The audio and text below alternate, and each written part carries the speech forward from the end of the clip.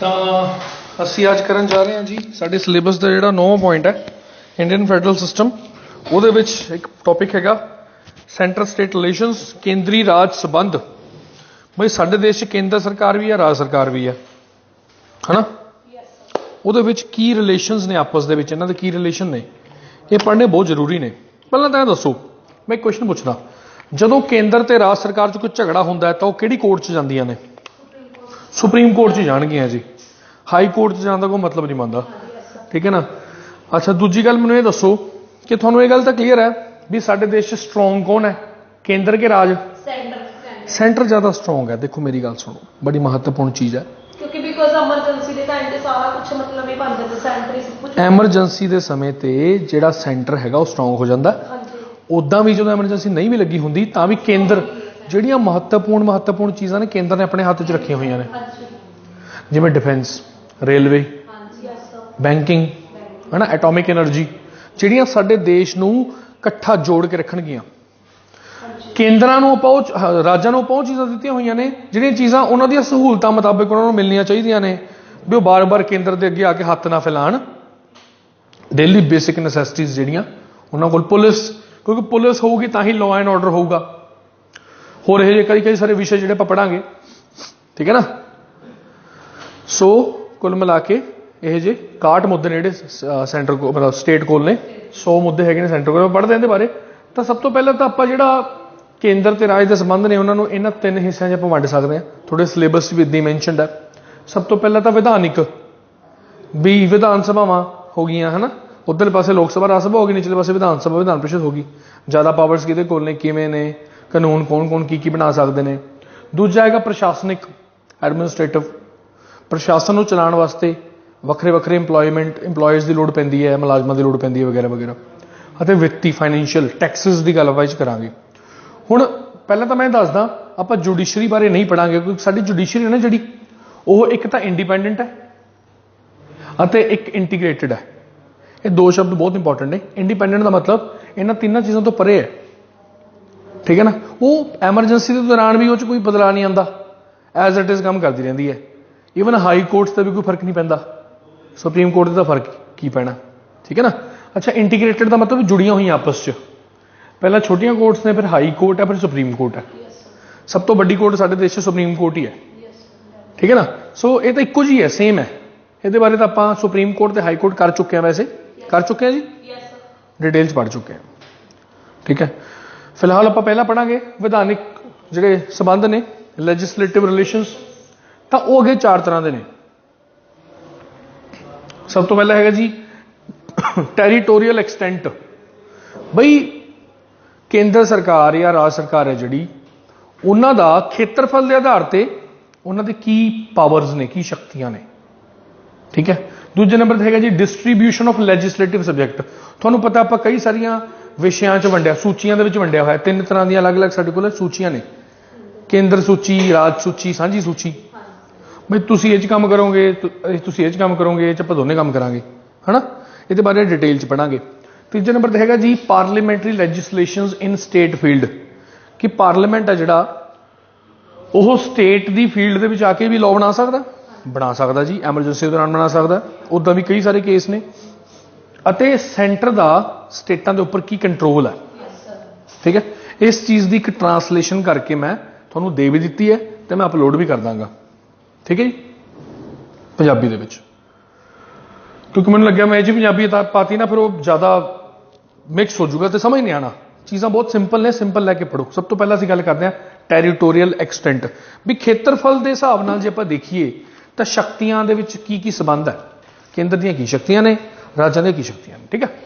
ਸਭ ਤੋਂ ਪਹਿਲੀ ਗੱਲ ਇਹ ਹੈ ਜੀ ਕਿ ਜਿਹੜਾ ਸਾਡੀ ਸੰਸਦ ਹੈ, ਸਾਡੇ ਦੇਸ਼ ਦੀ ਸੰਸਦ ਹੈ, ਉਹ ਸਾਡੇ ਦੇਸ਼ ਦੇ ਕਿਸੇ ਵੀ ਹਿੱਸੇ ਵਾਸਤੇ ਕੋਈ ਵੀ ਕਾਨੂੰਨ ਬਣਾ ਸਕਦੀ ਹੈ, ਹੈ ਨਾ। ਸਾਡੇ ਦੇਸ਼ ਦੀ ਸੰਸਦ ਸਾਡੇ ਦੇਸ਼ ਦੇ ਕਿਸੇ ਵੀ ਹਿੱਸੇ ਵਾਸਤੇ ਕੋਈ ਵੀ ਕਾਨੂੰਨ ਬਣਾ ਸਕਦੀ, ਕਲੀਅਰ ਹੈ। ਪਹਿਲੀ ਗੱਲ ਕਲੀਅਰ ਹੋ ਗਈ। ਪਰ ਜਿਹੜੀ ਰਾਜ ਸਰਕਾਰ ਹੈ, ਜਿਹੜੀ ਵਿਧਾਨ ਸਭਾ ਕਿਸੇ ਰਾਜ ਦੀ, ਪੰਜਾਬ ਦੀ ਵਿਧਾਨ ਸਭਾ ਤਾਂ ਸਿਰਫ ਪੰਜਾਬ ਵਾਸਤੇ ਹੀ ਕਾਨੂੰਨ ਬਣਾਉਗੀ ਨਾ। ਤਾਂ ਇਹ ਦੋਨੋਂ ਗੱਲਾਂ ਕਲੀਅਰ ਹੋ ਗਈਆਂ। ਅੱਛਾ, ਪਾਰਲੀਮੈਂਟ ਹੋਲ ਲਈ ਸਟੇਟ, ਮਤਲਬ ਸਟੇਟ, ਹਾਂ, ਪਾਰਲੀਮੈਂਟ ਪੂਰੇ ਦੇਸ਼ ਲਈ ਅਤੇ ਸਟੇਟਾਂ ਸਿਰਫ ਸਟੇਟ ਲਈ, ਆਪਣੀ ਸਟੇਟ ਲਈ, ਠੀਕ ਹੈ। ਕਦੇ ਕਦਾਈ इदां हुंदा है भी एक राज किसी होर राज दे लई कानून बनाउंदा है कदे कदाई, वो पर उस राज की मंजूरी नाल ही बनाऊगा। कदे आपस स्टेटां दी मान लो आपस कोई गलबात है, आपस दे विच इन्हां दा कोई मान लो अलग होईयां ने, एक दूजे तो अलग होईयां ने, या कोई सैटलमेंट करनी आपस इन्हां ने, उहदे वास्ते तो बनाया जा सकदा, पर उदां नहीं। उदां जे मान लो पंजाब सरकार ने कोई कानून बनाओ, पंजाब सरकार वास्ते ही लागू होऊगा।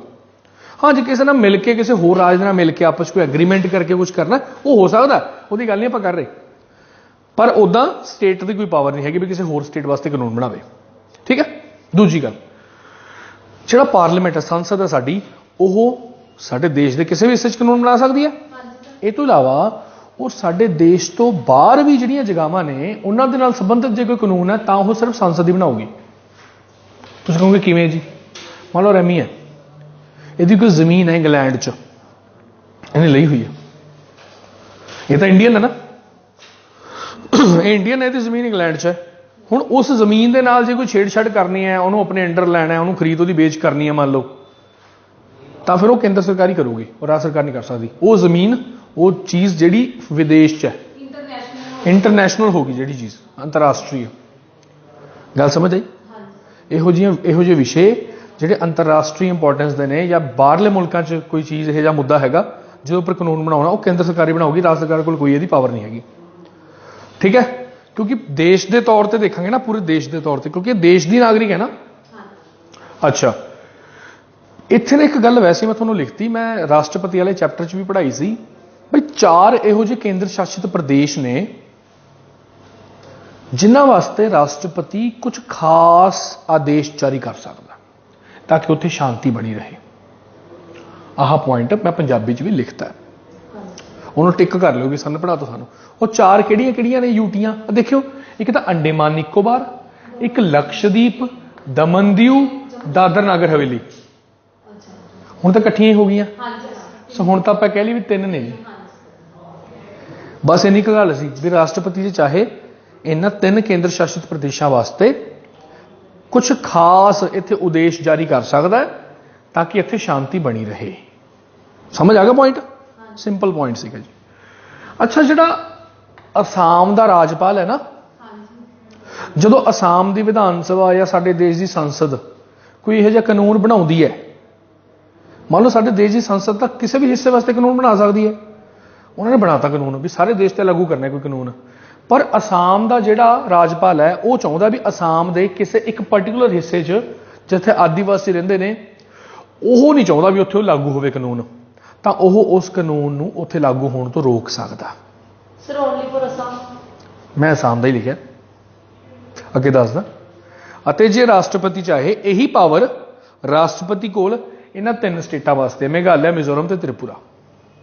संसद कोई लॉ बना सकती है पूरे देश वास्ते, केंद्र की सूची च बना सकती है ना, नॉर्मली उन्हें बनाता, पूरे देश से लागू करना है, उन्हें तो करता, पर इन्हां दे हत्थ च है असम के राजपाल दे अते भारत के राष्ट्रपति दे भी वो असम दे विच या जिहड़ा राष्ट्रपति है वो इन्हां स्टेटां दे विच उस कानून नूं लागू होने तो रोक सकता। मेरे हिसाब नाल क्लीयर हो गया होना, बड़ी सिंपल जी गल कही है मैं तुहानूं। क्यों रोक सकता? क्योंकि उत्थे आदिवासी रहिंदे ने, किते ऐ ना होवे वो जिहड़ा कानून जिहड़ा बनाया केंद्र ने वो इहो जिहा कानून है जिहड़ा आदिवासियों वास्ते सही नहीं हैगा, फिर रोक ला दूगा भी नहीं जी असीं नहीं होण दिंदे इत्थे नूं लागू। तो ये गल पढ़नी जरूरी सी ना जदों आपां केंद्र ते राज दे संबंध पढ़ रहे हैं। उदां तो एक पासे तुसीं कहता भी पूरे देश च बनाओ जी कानून, पर उत्थे रोकता, तो पता होना चाहिए सानूं, असीं पॉलिटी दे स्टूडेंट्स आ। बोलो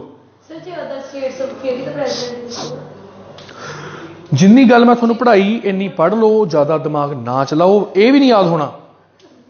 हुण तुसीं क्वेश्चन पूछो अपना, पहलां तां दसो ये गल क्लीयर होगी। हुण दसो की क्वेश्चन, डाउट क्या तुहाडा? सर मेरा डाउट ये सी भी मतलब स्टेट्स ਨੂੰ ਛੱਡ के फिर भी तो प्रेसिडेंट ही देखूगा। ਇਹੋ जी कोई प्रोविजन नहीं हैगी, तुसीं अपने वालों प्रोविजन ना बनाओ। बाकी स्टेटां 'ਚ ਇਹੋ जी कोई पावर ना गवर्नर कोल है ना राष्ट्रपति कोल है।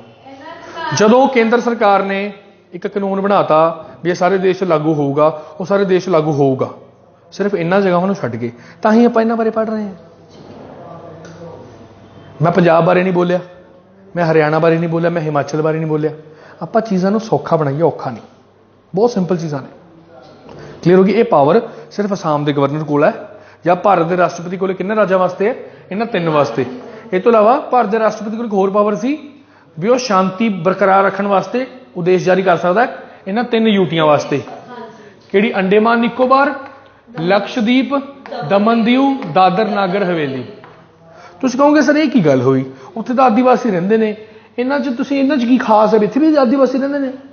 ਦੇਖੋ ਇੱਥੇ ਆਦੀਵਾਸੀਆਂ ਵਾਲਾ ਕੰਮ ਨਹੀਂ ਹੈਗਾ, ਇਹ ਨੇ ਨਾ ਜਿਹੜੀਆਂ 3 ਜਗ੍ਹਾਵਾਂ ਦਾ ਨਾਮ ਲਿਆ ਮੈਂ, ਅੰਡੇਮਾਨ ਨਿਕੋਬਾਰ, ਲਕਸ਼ਦੀਪ, ਦਾਦਰ ਨਾਗਰ ਹਵੇਲੀ, ਦਮਨਦੀਵ, ਇਹ ਨਾ ਸਾਡੇ ਦੇਸ਼ ਦੀ ਮੇਨ ਜ਼ਮੀਨ ਤੋਂ ਥੋੜ੍ਹੇ ਜਿਹੇ ਹਟ ਕੇ ਨੇ, ਮੇਨ ਲੈਂਡ 'ਚ ਨਹੀਂ ਹੈਗੀ ਅੰਡੇਮਾਨ ਨਿਕੋਬਾਰ। ਉਹ ਦੇਖੋ ਕਿੰਨੀ ਦੂਰ ਹੈ, ਆਹ ਦੇਖੋ ਪੂਰਾ ਦੇਸ਼ ਹੈ ਨਾ, ਆਹ ਪੂਰਾ ਦੇਸ਼ ਹੈ ਨੀਚੇ, ਇਹੋ ਜਿਹਾ ਮੈਪ ਸਾਡੇ ਇੱਧਰ ਦੇਖੋ, ਆਹ ਦੇਸ਼ ਹੈ ਨਾ, ਅੰਡੇਮਾਨ ਨਿਕੋਬਾਰ ਹੈਗਾ ਨੀਚੇ,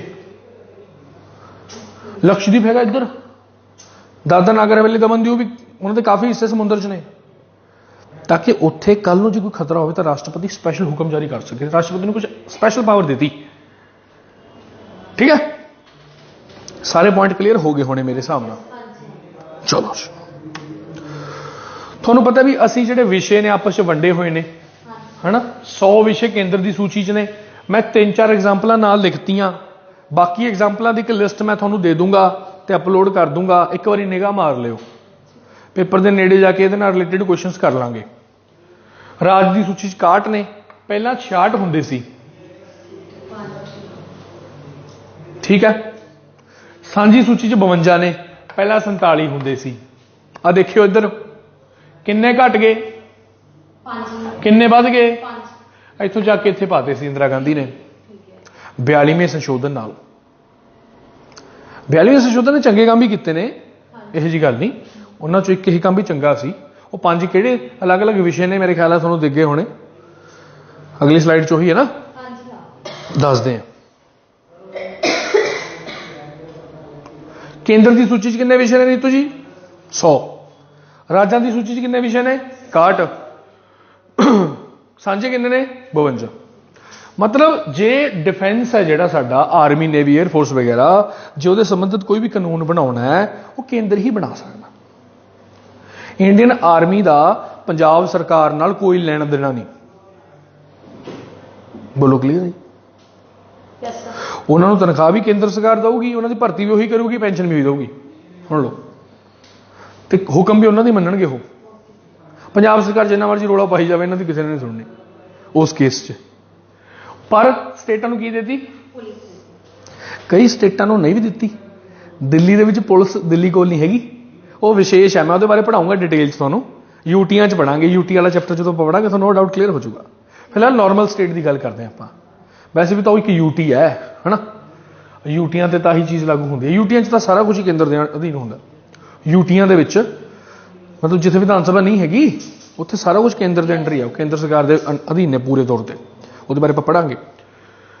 ਅੱਛਾ, ਸੈਂਸਸ ਜਨਗਣਨਾ ਹੁੰਦੀ ਹੈ ਨਾ, ਐਤਕੀ ਜਨਗਣਨਾ ਹੋਊਗੀ 2021 'ਚ, ਹਨਾ। ਹੈਲਥ ਡਿਪਾਰਟਮੈਂਟ ਹੁੰਦੇ ਨਹੀਂ, ਹਸਪਤਾਲ, ਸਰਕਾਰੀ ਹਸਪਤਾਲ ਸਟੇਟ ਗਵਰਨਮੈਂਟ ਦੇ ਅੰਡਰ ਹੀ ਨੇ। Banking, state bank of India, ਜਿਹੜੇ ਸਾਰੇ ਬੈਂਕ ਨੇ ਸਾਰੇ ਸੈਂਟਰ ਗਵਰਨਮੈਂਟ ਕੋਲ ਨੇ। ਐਗਰੀਕਲਚਰ ਕਿਹਦੇ ਕੋਲ ਹੈ? ਸਟੇਟ ਕੋਲੇ। ਕਈ ਲੋਕਾਂ ਦਾ ਡਾਊਟ ਹੁੰਦਾ ਬਈ ਕੇਂਦਰ ਸਰਕਾਰ ਵੀ ਤਾਂ ਐਗਰੀਕਲਚਰ ਦੇ ਉੱਪਰ ਕਈ ਸਾਰੀਆਂ ਸਬਸਿਡੀਆਂ, ਹੋਰ ਨੀਤੀਆਂ, ਪਾਲਿਸੀਆਂ ਲੈ ਕੇ ਆਉਂਦੀ ਰਹਿੰਦੀ ਹੈ, ਫਿਰ ਉਹ ਕਿਵੇਂ ਲਿਆਉਂਦੀ ਹੈ, ਹਨਾ। ਜੇ ਕੇਂਦਰ ਸਰਕਾਰ ਵੀ ਤਾਂ ਹੈਲਥ ਦੇ ਨਾਲ ਰਿਲੇਟਡ ਕਈ ਸਾਰੀਆਂ ਸਕੀਮਸ ਆਉਂਦੀਆਂ ਰਹਿੰਦੀਆਂ ਨੇ। ਦੇਖੋ ਜਿਹੜੀ ਆ ਸਾਂਝੀ ਸੂਚੀ ਹੈ ਨਾ, ਇਹ 'ਚ ਇੱਕ ਹੋਰ ਪੁਆਇੰਟ ਹੈਗਾ, ਉਹ 'ਚ ਲਿਖਿਆ ਹੈ ਵੀ ਵੈਲਫੇਅਰ ਆਫ ਦਾ ਪੀਪਲ, ਲੋਕਾਂ ਦਾ ਭਲਾ ਕਰਨਾ, ਉਹ ਸਾਂਝਾ ਕੰਮ ਹੈ। ਉਹ ਭਲਾ ਕਰਨ ਦੇ ਉਹਦੇ ਵਿੱਚ ਹੀ ਉਹ ਫਿਰ ਅਲੱਗ-ਅਲੱਗ ਸਕੀਮਾਂ ਦਿੰਦੇ ਰਹਿੰਦੇ ਨੇ, ਕੋਈ ਵੀ ਹੋ ਸਕਦੀ ਹੈ, ਠੀਕ ਹੈ। ਅੱਛਾ, ਉਹ ਤੋਂ ਬਾਅਦ ਕਰੰਸੀ ਕਿਹਨੇ ਰੱਖੀ ਆ? ਆਰਬੀਆਈ ਕੋਲ ਹੈ, ਆਰਬੀਆਈ ਸੈਂਟਰ ਕੋਲ ਹੈ। ਗੈਂਬਲਿੰਗ, ਜਿਹੜੀ ਆ ਪੰਜਾਬ ਸਰਕਾਰ ਲਾਟਰੀ ਨਿਕਲਦੀ, ਬੰਪਰ ਲਾਟਰੀ, 1.5 ਕਰੋੜ, 2 ਕਰੋੜ, 5 ਕਰੋੜ, ਲਈਏ ਕਦੇ? ਲੈ ਲਿਆ ਕਰੋ। ਆਪਣੇ ਸ਼ਹਿਰ 'ਚ ਪਾਤਨਾਂ 'ਚ ਬਹੁਤ ਨਿਕਲੀਆਂ ਨੇ, ਮੈਂ ਸੁਣਿਆ ਹੁਣ ਵੀ ਨਿਕਲੀ ਰੀਸੈਂਟਲੀ, ਹਨਾ। ਲੋਟਰੀ ਐਂਡ ਗੈਂਬਲਿੰਗ ਦੋਨੋਂ ਇਹਨਾਂ ਕੋਲ ਹੀ ਨੇ, ਲੋਟਰੀ ਤੇ ਗੈਂਬਲਿੰਗ ਦੋਨੋਂ ਇਹਨਾਂ ਕੋਲ ਹੀ ਨੇ, ਨਿਕਲਦੇ ਨੇ ਨਾ ਮਹਾਲਕਸ਼ਮੀ ਬੰਪਰ। ਜੇ ਰਾਜ ਸਰਕਾਰ ਚਾਹੇ ਤਾਂ ਜੂਆ ਖੇਡਣਾ ਅਲਾਉ ਕਰ ਸਕਦੀ ਹੈ ਆਪਣੇ ਰਾਜ ਦੇ ਵਿੱਚ। ਹੋਣਾ ਚਾਹੀਦਾ ਤੁਹਾਡੇ ਹਿਸਾਬ ਨਾਲ ਜੂਆ ਖੇਡਣਾ ਅਲਾਉਡ? ਰਾਜ ਸਰਕਾਰ, ਜਿਵੇਂ ਗੋਆ 'ਚ ਹੈਗਾ, ਲੋਕ ਕਸੀਨੋ 'ਚ ਜਾ ਕੇ ਖੇਡਦੇ ਆ। ਅਸੀਂ ਵੀ ਗਏ ਸੀ ਇੱਕ ਵਾਰੀ ਕਸੀਨੋ 'ਚ, ਗੋਆ ਗਏ, ਅਸੀਂ ਜੂਆ ਖੇਡ ਕੇ ਆਏ। 1000 2,000 ਰੁਪਏ ਦੀਆਂ ਟਿਕਟਾਂ ਲੈ ਲਈਆਂ, ਹਾਰ ਕੇ ਆ ਗਏ। ਉਹ ਤਾਂ ਇਦਾਂ ਹੀ ਹੁੰਦਾ, ਇੱਕ ਬੜਾ ਸਾਰਾ ਕਰੂਜ਼ ਜਿਹਾ ਹੁੰਦਾ, ਉੱਥੇ ਉੱਥੇ ਚਲੇ ਜਾਓ ਤੁਸੀਂ, ਗਏ ਹੋ ਮੈਮ ਤੁਸੀਂ ਵੀ? ਉੱਥੇ ਚਲੇ ਜਾਓ ਤੁਸੀਂ ਹੈ ਨਾ, ਤੇ ਉਹ ਕੂਪਨ 'ਚ ਦੇ ਦਿੰਦੇ, ਇੱਥੇ ਪੱਟਾ ਜਿਹਾ ਬੰਨ ਦਿੰਦੇ ਕਿ ਵੀ ਜਾਓ ਵੀ ਖਾਓ ਪੀਓ ਜਿੰਨਾ ਮਰਜ਼ੀ, ਤੇ ਜੂਆ ਖੇਡੋ। ਜੂਆ ਕੀ ਬਸ ਆਪਾਂ ਤਾਂ ਇੱਦਾਂ ਟਾਈਮ ਪਾਸ ਲਈ ਗਏ ਸੀ, ਦੇਖਣ ਗਏ ਸੀ, ਪਰ ਉੱਥੇ ਜੁਆਰੀ ਬੈਠੇ ਸੀ ਬੜੇ ਮਸ਼ਹੂਰ ਸੀਰੀਅਸਲੀ, ਸੋ ਮਨੀ ਪੀਪਲ ਵਰ ਦੇਅਰ। ਉਹ ਕਰੋੜਾਂ ਰੁਪਏ, ਲੱਖਾਂ ਕਰੋੜਾਂ ਰੁਪਏ ਇੱਦਾਂ ਜਿਹਨਾਂ ਕੋਲ ਹੈਗੀ 2 ਨੰਬਰ ਦੀ ਕਮਾਈ ਉਹੀ ਕਰਦੇ ਇਹ ਜੀ ਕੰਮ। ਆਪਣੇ ਵਰਗਾ ਤਾਂ 1000 ਜਦੋਂ ਖਤਮ ਹੋ ਜਾਏ ਚਲੋ ਵੀ ਘਰੇ ਵਾਪਸ। ਠੀਕ ਹੈ, ਕਲੀਅਰ ਹੋ ਗਈ ਗੱਲ? ਅੱਛਾ, ਹੁਣ 42ਵੇਂ ਸੰਸ਼ੋਧਨ ਨੇ ਇਹ 'ਚੋਂ 5 ਸਬਜੈਕਟ ਚੱਕ ਕੇ 'ਚ ਪਾਤੇ ਸੀ। ਪਹਿਲਾਂ 66 ਹੁੰਦੇ ਸੀ ਉਰੇ, ਇਹ ਚੱਕ ਕੇ 'ਚ ਪਾਤੇ ਆ 5 subject: education, forest, weights and measurements, wildlife animal birds ਅਤੇ ਜਸਟਿਸ, ਅਤੇ ਬਾਕੀ ਕੋਰਟਸ ਦੀ ਆਰਗੇਨਾਈਜੇਸ਼ਨ। ਕਨਕੁਰੈਂਟ 'ਚ ਆ ਗਈ, ਹੁਣ ਕਨਕੁਰੈਂਟ 'ਚ ਆ ਗਈ ਨਾ, ਸਾਂਝੀ ਆ ਗਈ। ਪਹਿਲਾਂ ਕੱਲਾ ਰਾਜ ਸਰਕਾਰ ਦੀ ਜ਼ਿੰਮੇਵਾਰੀ ਸੀ, ਹੁਣ ਦੋਨੋਂ ਕਰ ਸਕਦੇ ਨੇ। ਨੀਤੂ ਜੀ ਇਹ ਚੀਜ਼ ਪੰਜਾਬੀ 'ਚ ਵੀ ਦਿੱਤੀ ਹੋਈ ਹੈ ਜੀ, ਪੰਜਾਬੀ ਵਾਲਾ ਖੋਲੋ, ਮਿਲ ਗਿਆ ਦੇਤਾ ਪੰਜਾਬੀ ਵਾਲਾ ਤੁਸੀਂ ਉਹਨਾਂ ਨੂੰ। ਅੱਛਾ ਇਹ ਵਾਲਾ ਹੈ ਪੰਜਾਬੀ ਦੇ ਵਿੱਚ ਵੀ ਇਹਦੇ 'ਚ, ਹਾਂ ਇਹ ਵਾਲਾ ਸਿਰਫ। ਹੁਣ ਕਲੀਅਰ ਹੋ ਗਿਆ? ਆ 5 ਵਿਸ਼ਿਆਂ ਦਾ ਨਾਮ ਯਾਦ ਹੋਣਾ ਚਾਹੀਦਾ ਤੁਹਾਨੂੰ 42ਵੇਂ ਸੰਸ਼ੋਧਨ ਨੇ।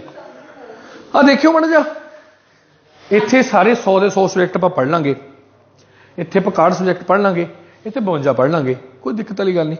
ਪਰ ਕੋਈ ਇਹੋ ਜਿਹੇ ਵਿਸ਼ੇ ਵੀ ਤਾਂ ਹੋਣਗੇ ਨਾ ਜਿਹੜੇ ਦਿਮਾਗ 'ਚ ਨਹੀਂ ਆਏ ਸੰਵਿਧਾਨ ਬਣਾਉਣ ਵਾਲਿਆਂ ਦੇ ਉਦੋਂ ਟਾਈਮ ਤੇ, ਫਿਰ ਉਹ ਵਿਸ਼ੇ ਕਿੱਥੇ ਜਾਣਗੇ?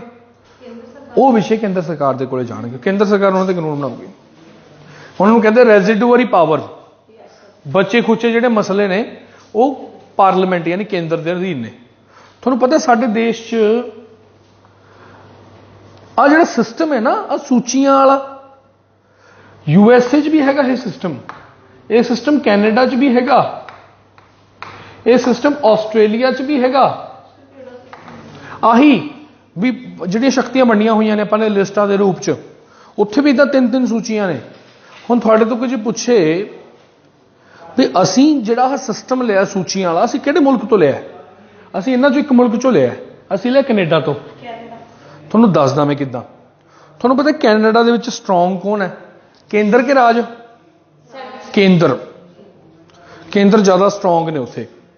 ਅਮਰੀਕਾ 'ਚ ਰਾਜ ਜ਼ਿਆਦਾ ਸਟਰੋਂਗ ਨੇ, ਮਤਲਬ ਸਟਰੋਂਗ ਇਨ ਦਾ ਸੈਂਸ ਵੀ ਉਹਨਾਂ ਨੂੰ ਜ਼ਿਆਦਾ ਸ਼ਕਤੀਆਂ ਮਿਲੀਆਂ ਹੋਈਆਂ ਨੇ। ਆਪਣੇ ਦੇਸ਼ 'ਚ ਜ਼ਿਆਦਾ ਸ਼ਕਤੀਆਂ ਕਿਹਦੇ ਕੋਲ ਨੇ? ਕੇਂਦਰ ਕੋਲ। ਅਸੀਂ ਕੈਨੇਡਾ ਵਰਗੇ, ਕੈਨੇਡਾ ਤੋਂ ਹੀ ਆਪਾਂ ਇਹ ਸਿਸਟਮ ਲਿਆ। ਹੁਣ ਗੱਲ ਸਮਝੋ ਮੈਂ ਤੁਹਾਨੂੰ ਕੀ ਕਹਿ ਰਿਹਾ। ਅਮਰੀਕਾ ਨੇ ਅਤੇ ਆਸਟ੍ਰੇਲੀਆ ਨੇ ਜਿਹੜੀਆਂ ਰੈਜ਼ੀਡੂਅਰੀ ਪਾਵਰਸ ਨੇ ਉਹ ਸਟੇਟਾਂ ਨੂੰ ਦਿੱਤੀਆਂ ਹੋਈਆਂ ਨੇ, ਪਰ ਕੈਨੇਡਾ ਨੇ ਸੈਂਟਰ ਨੂੰ ਦਿੱਤੀਆਂ ਹੋਈਆਂ ਨੇ। ਅਸੀਂ ਵੀ ਕਿਹਨੂੰ ਦਿੱਤੀਆਂ ਹੋਈਆਂ ਨੇ?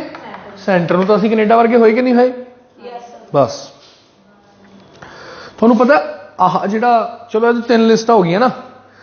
ਪਹਿਲਾਂ ਜਦੋਂ ਅੰਗਰੇਜ਼ ਸਰਕਾਰ ਦਾ ਟਾਈਮ ਹੁੰਦਾ ਸੀ ਉਦੋਂ ਵੀ ਇਦਾਂ ਸਰਕਾਰ ਨੇ ਵਿਸ਼ਿਆਂ ਨੂੰ ਵੰਡ ਲਿਆ ਸੀ ਅਤੇ ਉਸ ਚੀਜ਼ ਨੂੰ ਡਾਇਆਰਚੀ ਕਹਿੰਦੇ ਸੀ।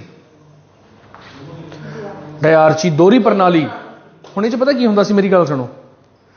ਸਪੋਜ਼ ਕਰੋ ਇੱਕ ਪਾਸੇ ਕੇਂਦਰ ਸਰਕਾਰ ਹੈ, ਇੱਕ ਪਾਸੇ ਰਾਜ ਸਰਕਾਰ ਹੈ ਨਾ, ਤਾਂ ਵਧੀਆ ਚੀਜ਼ਾਂ ਤਾਂ ਮੰਨ ਲਓ ਕੇਂਦਰ ਨੇ ਆਪਣੇ ਕੋਲ ਰੱਖ ਲਈਆਂ ਸਾਰੀਆਂ। ਜਿੱਥੋਂ ਪੈਸਾ ਆਉਣਾ ਉਹ ਤਾਂ ਕੇਂਦਰ ਨੇ ਆਪਣੇ ਕੋਲ ਰੱਖ ਲਿਆ, ਅਤੇ ਜਿੱਥੇ ਪੈਸਾ ਲੱਗਣਾ ਜਾਂ ਜਿਹੜਾ ਬਚਿਆ ਖੁੱਚਿਆ ਹੈਗਾ ਮਾਲ ਸਾਰਾ ਉਹ ਸਟੇਟਾਂ ਨੂੰ ਦਿੱਤਾ। ਸੈਨੀਟੇਸ਼ਨ, ਪਬਲਿਕ ਹੈਲਥ, ਆ ਬਿਮਾਰੀਆਂ, ਪੜ੍ਹਾਈਆਂ ਸਾਰੀਆਂ ਇਹਨਾਂ ਦੇ ਗੱਲ ਪਾਤੀਆਂ। ਪਰ ਟੈਕਸ, ਬੈਂਕਿੰਗ ਉਹ ਸਾਰਾ ਆਪਣੇ ਕੋਲ ਰੱਖ ਲਿਆ ਹੈ ਨਾ। ਉੱਦਾਂ ਹੀ ਅੰਗਰੇਜ਼ ਵੀ ਇੱਦਾਂ ਹੀ ਕਰਦੇ ਸੀ। ਪਰ ਹੁਣ ਵੀ ਇਹ ਜ਼ਰੂਰੀ ਹੈ। ਦੇਖੋ ਆਹ ਚੀਜ਼ਾਂ ਕੇਂਦਰ ਆਪਣੇ ਕੋਲ ਰੱਖੂਗਾ ਤਾਂ ਹੀ ਸਾਡਾ ਦੇਸ਼ ਆਪਸ ਵਿੱਚ ਮਜ਼ਬੂਤ ਬਣਿਆ ਰਹੂਗਾ। ਸਟੇਟਾਂ ਨੇ ਤਾਂ ਰਿਵੋਲਟ ਕਰ ਦੇਣਾ ਜੀ, ਕੋਈ ਇੱਧਰ ਨੂੰ ਜਾਊ, ਕੋਈ ਉੱਧਰ ਨੂੰ ਜਾਊ। ਕੋਈ ਕਹੂ ਮੈਨੇ ਬੋਡੋਲੈਂਡ ਬਣਾਉਣਾ, ਕੋਈ ਕਹੂਗਾ ਮੈਨੇ ਮਰਾਠਵਾੜਾ ਬਣਾਉਣਾ, ਕੋਈ ਕਹੂਗਾ ਮੈਨੇ ਖਾਲਿਸਤਾਨ ਬਣਾਉਣਾ। ਇੱਥੇ ਲੜ ਪੈਣਗੇ ਆਪਸ 'ਚ, ਠੀਕ ਨਹੀਂ? ਸੋ ਕਹਿਣ ਦਾ ਭਾਵ ਸਾਡੇ ਦੇਸ਼ 'ਚ ਰੈਜ਼ੀਡੂਅਰੀ ਪਾਵਰਸ ਨੇ ਜਿਹੜੀਆਂ ਅਸੀਂ ਕੇਂਦਰ ਨੂੰ ਹੀ ਦਿੱਤੀਆਂ ਨੇ, ਉਹ ਠੀਕ ਹੈ ਸਾਡੇ ਦੇਸ਼ ਲਈ। ਹੁਣ ਜਦੋਂ ਕਾਨੂੰਨ ਬਣਦੇ ਨੇ, ਕੇਂਦਰ ਸਰਕਾਰ ਬਣਾਉਗੀ ਯੂਨੀਅਨ ਲਿਸਟ 'ਚ, ਰਾਜ ਸਰਕਾਰ ਬਣਾਉਗੀ ਸਟੇਟ ਲਿਸਟ 'ਚ, ਦੋਨੇ ਬਣਾ ਸਕਦੇ ਆ ਕਨਕੁਰੈਂਟ 'ਚ। ਕਲੀਅਰ ਹੈ ਨਾ ਗੱਲ? ਹੁਣ ਜਦੋਂ ਕਿਤੇ ਪੰਗਾ ਪੈ ਜੇ, ਕੋਈ ਇਹੋ ਜਿਹਾ ਕਾਨੂੰਨ ਹੋਵੇ, ਜਦੋਂ ਕੇਂਦਰ ਸਰਕਾਰ ਨੇ ਇੱਕ ਕਾਨੂੰਨ ਬਣਾਤਾ, ਦੇਖੋ ਸਭ ਤੋਂ ਉੱਪਰ ਉਹੀ ਕਾਨੂੰਨ ਹੈ ਜੋ ਕੇਂਦਰ ਸਰਕਾਰ ਨੇ ਬਣਾਤਾ। ਯੂਨੀਅਨ ਲਿਸਟ ਦੇ ਵਿੱਚ ਜਿਹੜੇ ਸਬਜੈਕਟ ਨੇ ਹਮੇਸ਼ਾ ਉਹ ਉੱਪਰ ਹੁੰਦੇ ਨੇ। ਜਦੋਂ ਕਿਤੇ ਯੂਨੀਅਨ ਲਿਸਟ ਦਾ ਸਟੇਟ ਲਿਸਟ ਨਾਲ ਜਾਂ ਕਨਕੁਰੈਂਟ ਲਿਸਟ ਨਾਲ ਕੋਈ ਪੰਗਾ ਪੈਂਦਾ ਤਾਂ ਹਮੇਸ਼ਾ ਇਸੇ ਨੂੰ ਮੰਨਿਆ ਜਾਂਦਾ ਹੈ, ਇਸੇ ਦੇ ਕਾਨੂੰਨ ਹੀ ਲਾਗੂ ਹੁੰਦੇ ਨੇ, ਦੂਜੀ ਦੇ ਖਤਮ ਹੋ ਜਾਂਦੇ ਨੇ ਜਾਂ ਜ਼ਿਆਦਾ ਇੰਪੋਰਟੈਂਸ ਇਹਨਾਂ ਨੂੰ ਮਿਲਦੀ ਹੈ। ਅੱਛਾ, ਜਦੋਂ ਕਿਸੇ ਕਨਕੁਰੈਂਟ ਦਾ ਤੇ ਸਟੇਟ ਦਾ ਆਪਸ 'ਚ ਪੰਗਾ ਪੈਂਦਾ ਫਿਰ ਕਨਕੂਰੈਂਟ ਦੇ ਲਾਅ ਨੂੰ ਮੰਨਿਆ ਜਾਂਦਾ, ਯਾਨੀ ਸਟੇਟਾਂ ਨੂੰ ਸਭ ਤੋਂ ਨੀਚੇ ਅਤੇ ਕੇਂਦਰ ਨੂੰ ਸਭ ਤੋਂ ਉੱਪਰ ਰੱਖਿਆ ਗਿਆ ਇਹ 'ਚ। ਤੇ ਵੈਸੇ ਜਦੋਂ ਕੋਈ ਲਾਅ ਬਣਦਾ ਸੈਂਟਰ ਦਾ ਹਮੇਸ਼ਾ ਸਟੇਟ ਨਾਲੋਂ ਉੱਪਰ ਹੀ ਰਹਿੰਦਾ। ਬਈ ਜੇ ਕੋਈ ਇਹੋ ਜਿਹਾ ਕਾਨੂੰਨ ਬਣਾਤਾ ਕੇਂਦਰ ਸਰਕਾਰ ਨੇ, ਦੇਖੋ ਸਪੋਜ਼ ਕਰੋ ਮੈਂ ਤੁਹਾਨੂੰ ਹੁਣੇ ਦੱਸਿਆ ਕਨਕੂਰੈਂਟ ਲਿਸਟ 'ਚ ਦੇਖੋ ਸਿਵਲ ਤੇ ਕ੍ਰਿਮੀਨਲ ਲਾਅ ਹੈ, ਇਹ ਇਲੈਕਟ੍ਰਿਸਿਟੀ ਹੈ, ਇਲੈਕਟ੍ਰਿਸਿਟੀ ਨਾਲ ਸੰਬੰਧਿਤ ਸੈਂਟਰ ਵੀ ਬਣਾ ਸਕਦਾ, ਸਟੇਟ ਵੀ ਬਣਾ ਸਕਦੀਆਂ ਨੇ। ਇਹਨੇ ਤਾਂ ਐ ਕਹਿਤਾ ਵੀ ਪੂਰੇ ਦੇਸ਼ 'ਚ ਜਿਹੜੀ ਬਿਜਲੀ ਹੈ ਉਹਦੀ ਯੂਨਿਟ 3 ਰੁਪਏ ਯੂਨਿਟ ਹੋਣੀ ਚਾਹੀਦੀ ਹੈ ਪੂਰੇ ਦੇਸ਼ 'ਚ। ਇਹਨੇ ਕਹਿਤਾ ਜੀ ਸਾਡੇ ਪੂਰੇ ਰਾਜ 'ਚ, ਕਿਉਂਕਿ ਇਹ ਤਾਂ ਰਾਜ ਦੇ ਹਿਸਾਬ ਨਾਲ ਬਣਾਉਣਗੇ ਨਾ, ਹਨਾ। ਇਹ ਕਹਿਣਗੇ ਜੀ 5 ਰੁਪਏ ਯੂਨਿਟ ਅਸੀਂ ਕਰਾਂਗੇ, ਤਾਂ ਇਹਦੀ ਗੱਲ ਮੰਨੀ ਜਾਊਗੀ, ਇਹਦੀ ਗੱਲ ਨਹੀਂ ਮੰਨੀ ਜਾਊਗੀ, ਇਹਦੀ ਗੱਲ ਮੰਨੀ ਜਾਊਗੀ। ਹੋਰ ਗੱਲ ਸਮਝ ਆਈ? ਉਹਨਾਂ ਨੂੰ ਸਟੇਟ ਵਾਲਿਆਂ ਨੂੰ ਆਹ ਗੱਲ ਮੰਨਣੀ ਪਊਗੀ, ਕਿਉਂਕਿ ਸਾਂਝੀ ਸੂਚੀ 'ਚ ਵੀ ਹਮੇਸ਼ਾ ਸਾਂਝੀ ਸੂਚੀ ਮਤਲਬ ਕੇਂਦਰ ਦੀ ਹੀ ਮੰਨੀ ਜਾਊਗੀ। ਕਲੀਅਰ ਹੈ ਇਹ ਗੱਲ? ਬਈ ਜਦੋਂ ਵੀ ਕਦੇ ਕੋਈ ਆਪਸ 'ਚ ਝਗੜਾ ਪੈਂਦਾ ਲਿਸਟਾਂ ਦਾ, ਤਾਂ ਇਸ ਤਰੀਕੇ ਨਾਲ ਉਹਨਾਂ ਨੂੰ ਸੁਲਝਾਇਆ ਜਾਂਦਾ ਤੁਹਾਡੇ ਸਾਹਮਣੇ। ਚਲੋ ਸ਼ਕਤੀਆਂ ਦੀ ਵੰਡ ਹੋ ਗਈ। ਹੁਣ ਆਪਾਂ ਚੱਲਦੇ ਹਾਂ ਵੀ ਜਿਹੜਾ ਪਾਰਲੀਮੈਂਟ ਹੈ, ਸੰਸਦ ਹੈ, ਪਾਰਲੀਮੈਂਟ ਦਾ ਮਤਲਬ ਸੰਸਦ ਹੁੰਦੀ ਹੈ ਨਾ, ਕਿ ਉਹ ਰਾਜਾਂ ਦੇ ਵਿੱਚ ਆ ਕੇ ਕਾਨੂੰਨ ਬਣਾ ਸਕਦਾ ਹੈ? ਦੇਖੋ ਇੱਕ ਹੁੰਦੀ ਯੂਨੀਅਨ ਲਿਸਟ, ਇੱਕ ਹੁੰਦੀ ਹੈ ਸਟੇਟ ਲਿਸਟ। ਆ ਦੇਖਿਓ ਕੀ ਕੇਂਦਰ ਸਰਕਾਰ ਸਟੇਟ ਲਿਸਟ ਦੇ ਕਿਸੇ ਸਬਜੈਕਟ ਤੇ ਕਾਨੂੰਨ ਬਣਾ ਸਕਦੀ ਹੈ? ਨਾਰਮਲ ਕੰਡੀਸ਼ਨ 'ਚ ਨਹੀਂ ਬਣਾ ਸਕਦੀ, ਨਾ ਨਾ ਨਾ ਨਹੀਂ ਬਣਾ ਸਕਦੀ, ਫਿਲਹਾਲ ਨਹੀਂ ਬਣਾ ਸਕਦੀ, ਪਰ ਕੁਝ ਖਾਸ ਮੌਕੇ ਹੁੰਦੇ ਨੇ ਜਦੋਂ ਬਣਾ ਸਕਦੀ ਹੈ। ਹਾਂ, ਇੱਕ ਤਾਂ ਐਮਰਜੈਂਸੀ ਵੇਲੇ। ਆਹ 5 ਮੌਕੇ ਨੇ ਜਦੋਂ ਕੇਂਦਰ ਸਰਕਾਰ ਰਾਜ ਸਰਕਾਰ ਦੀ ਸੂਚੀ 'ਚ ਜਾ ਕੇ ਉਹਦਾ ਕਾਨੂੰਨ ਆਪ ਖੁਦ ਬਣਾ ਸਕਦੀ। ਉਦਾਂ ਤਾਂ ਆਪਾਂ ਵੰਡੀਆਂ ਹੋਈਆਂ ਸ਼ਕਤੀਆਂ, ਭਾਈ ਤੁਸੀਂ ਇਹ 'ਚ ਬਣਾਓਗੇ ਅਸੀਂ ਇਹ 'ਚ ਬਣਾਵਾਂਗੇ, ਪਰ ਉਹ ਸਾਡੇ ਘਰੇ ਆ ਕੇ ਇੱਥੇ ਆ ਕੇ ਆਪਣਾ ਖਾਣਾ ਪਕਾ ਸਕਦੀ ਹੈ, ਸਮਝ ਲਓ, ਠੀਕ ਹੈ ਨਹੀਂ, ਸਾਡਾ ਕਿਚਨ ਯੂਜ਼ ਕਰ ਸਕਦੀ ਹੈ। ਸਭ ਤੋਂ ਪਹਿਲਾਂ ਜੇਕਰ ਰਾਜ ਸਭਾ ਸਪੈਸ਼ਲ ਮੈਜੋਰਟੀ ਨਾਲ ਇੱਕ ਰੈਜ਼ੋਲੂਸ਼ਨ ਪਾਸ ਕਰਦੇ, ਰਾਜ ਸਭਾ ਦੇ ਕੋਲ ਸਪੈਸ਼ਲ ਪਾਵਰ ਹੈ ਵੀ ਮੈਨੂੰ ਲੱਗਦਾ ਭਾਈ ਰਾਜ ਦੀ ਸੂਚੀ ਦੇ ਵਿੱਚ ਜਿਹੜਾ ਆਹ ਸਬਜੈਕਟ ਹੈ ਇਹਦੇ ਉੱਪਰ ਕੇਂਦਰ ਨੂੰ ਕੋਈ ਕਾਨੂੰਨ ਬਣਾਉਣਾ ਚਾਹੀਦਾ, ਸਪੈਸ਼ਲ ਮੈਜੋਰਟੀ ਨਾਲ ਜੋ ਪਾਸ ਕਰਦੇ, ਤਾਂ ਫਿਰ ਉਹ ਪਾਰਲੀਮੈਂਟ ਬਣਾ ਸਕਦਾ। ਅਤੇ ਇਹੋ ਜਿਹਾ ਜਿਹੜਾ ਕਾਨੂੰਨ ਬਣੂਗਾ ਕਿੰਨੇ ਸਾਲ ਵਾਸਤੇ ਰਹੂਗਾ? 1 ਸਾਲ ਵਾਸਤੇ ਉਹ ਵੈਧ ਰਹੂਗਾ। ਉਹ ਤੋਂ ਬਾਅਦ ਜੇ ਤੁਸੀਂ ਦੁਬਾਰਾ ਚਲਾਉਣਾ ਫਿਰ ਦੁਬਾਰਾ ਲਾਗੂ ਕਰਨਾ ਪਊਗਾ, ਜਿੰਨੇ ਵਾਰੀ ਮਰਜ਼ੀ ਕਰੀ ਚਲੋ, ਕੋਈ ਮੈਕਸਿਮਮ ਸੀਮਾ ਨਹੀਂ ਹੈਗੀ। ਕਲੀਅਰ ਹੈ ਜੀ? ਤੁਹਾਨੂੰ ਪਤਾ ਨੈਸ਼ਨਲ ਐਮਰਜੈਂਸੀ ਰਾਸ਼ਟਰੀ ਆਪਾਤਕਾਲ ਦੇ ਦੌਰਾਨ ਤਾਂ ਹੋ ਹੀ ਸਕਦਾ, ਕੇਂਦਰ ਸਰਕਾਰ ਪੂਰੀ ਸ਼ਕਤੀ ਆ ਜਾਂਦੀ ਉਹਦੇ ਕੋਲ, ਔਰ ਰਾਜ ਸਰਕਾਰ ਦੇ ਕਿਸੇ ਵੀ ਮੁੱਦੇ ਦੇ ਉੱਪਰ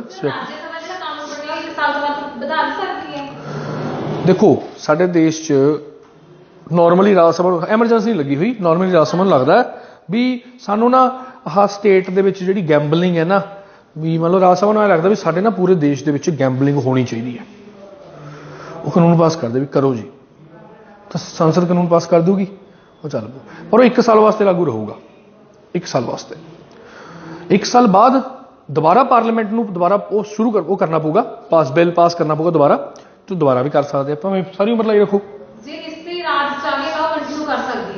ਕਿੰਨੇ ਮਰਜ਼ੀ ਟਾਈਮ ਵਾਸਤੇ, ਪਰ 1 ਸਾਲ ਵਾਸਤੇ, ਇੱਕ ਵਾਰੀ 'ਚ 1 ਸਾਲ ਵਾਸਤੇ ਤੱਕ ਆਪਾਂ ਲਾ ਸਕਦੇ ਹਾਂ, ਫॉर ਮੈਕਸਿਮਮ 1 ਈਅਰ ਪੀਰੀਅਡ, ਇੱਕ ਟਾਈਮ ਤੇ। ਉਹ ਤੋਂ ਬਾਅਦ ਦੁਬਾਰਾ ਰੈਜ਼ੋਲੂਸ਼ਨ ਪਾਸ ਕਰ ਦੋ, ਦੁਬਾਰਾ ਹੋ ਜੂ ਸਾਰਾ ਕੰਮ। ਉਹ ਬਾਰ-ਬਾਰ ਜਿਵੇਂ ਐਮਰਜੈਂਸੀ ਜਿੰਨੇ ਵਾਰੀ ਮਰਜ਼ੀ ਲਾਈ ਜਾਓ।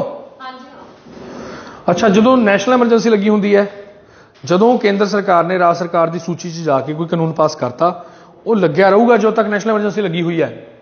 ਜਦੋਂ ਨੈਸ਼ਨਲ ਐਮਰਜੈਂਸੀ ਖਤਮ ਹੋਊਗੀ ਉਹ ਤੋਂ 6 ਮਹੀਨੇ ਬਾਅਦ ਉਹ ਕਾਨੂੰਨ ਵੀ ਖਤਮ ਹੋ ਜਾਂਦਾ, ਪਰ ਜੇ ਉਹ ਰਾਜ ਉੱਥੋਂ ਦਾ ਜੇ ਚਾਹੇ ਉਹਨੂੰ ਰੱਖਣਾ ਤਾਂ ਰੱਖ ਸਕਦਾ, ਫਿਰ ਉਹ ਬਿੱਲ ਪਾਸ ਕਰਨਾ ਪਊਗਾ ਉਹਨਾਂ ਨੂੰ। ਆਪਾਂ ਉਹਨਾਂ ਚੱਕਰਾਂ 'ਚ ਨਹੀਂ ਪੈਂਦੇ। ਫਿਲਹਾਲ 5 ਪੁਆਇੰਟ ਯਾਦ ਹੋਣੇ ਚਾਹੀਦੇ ਨੇ।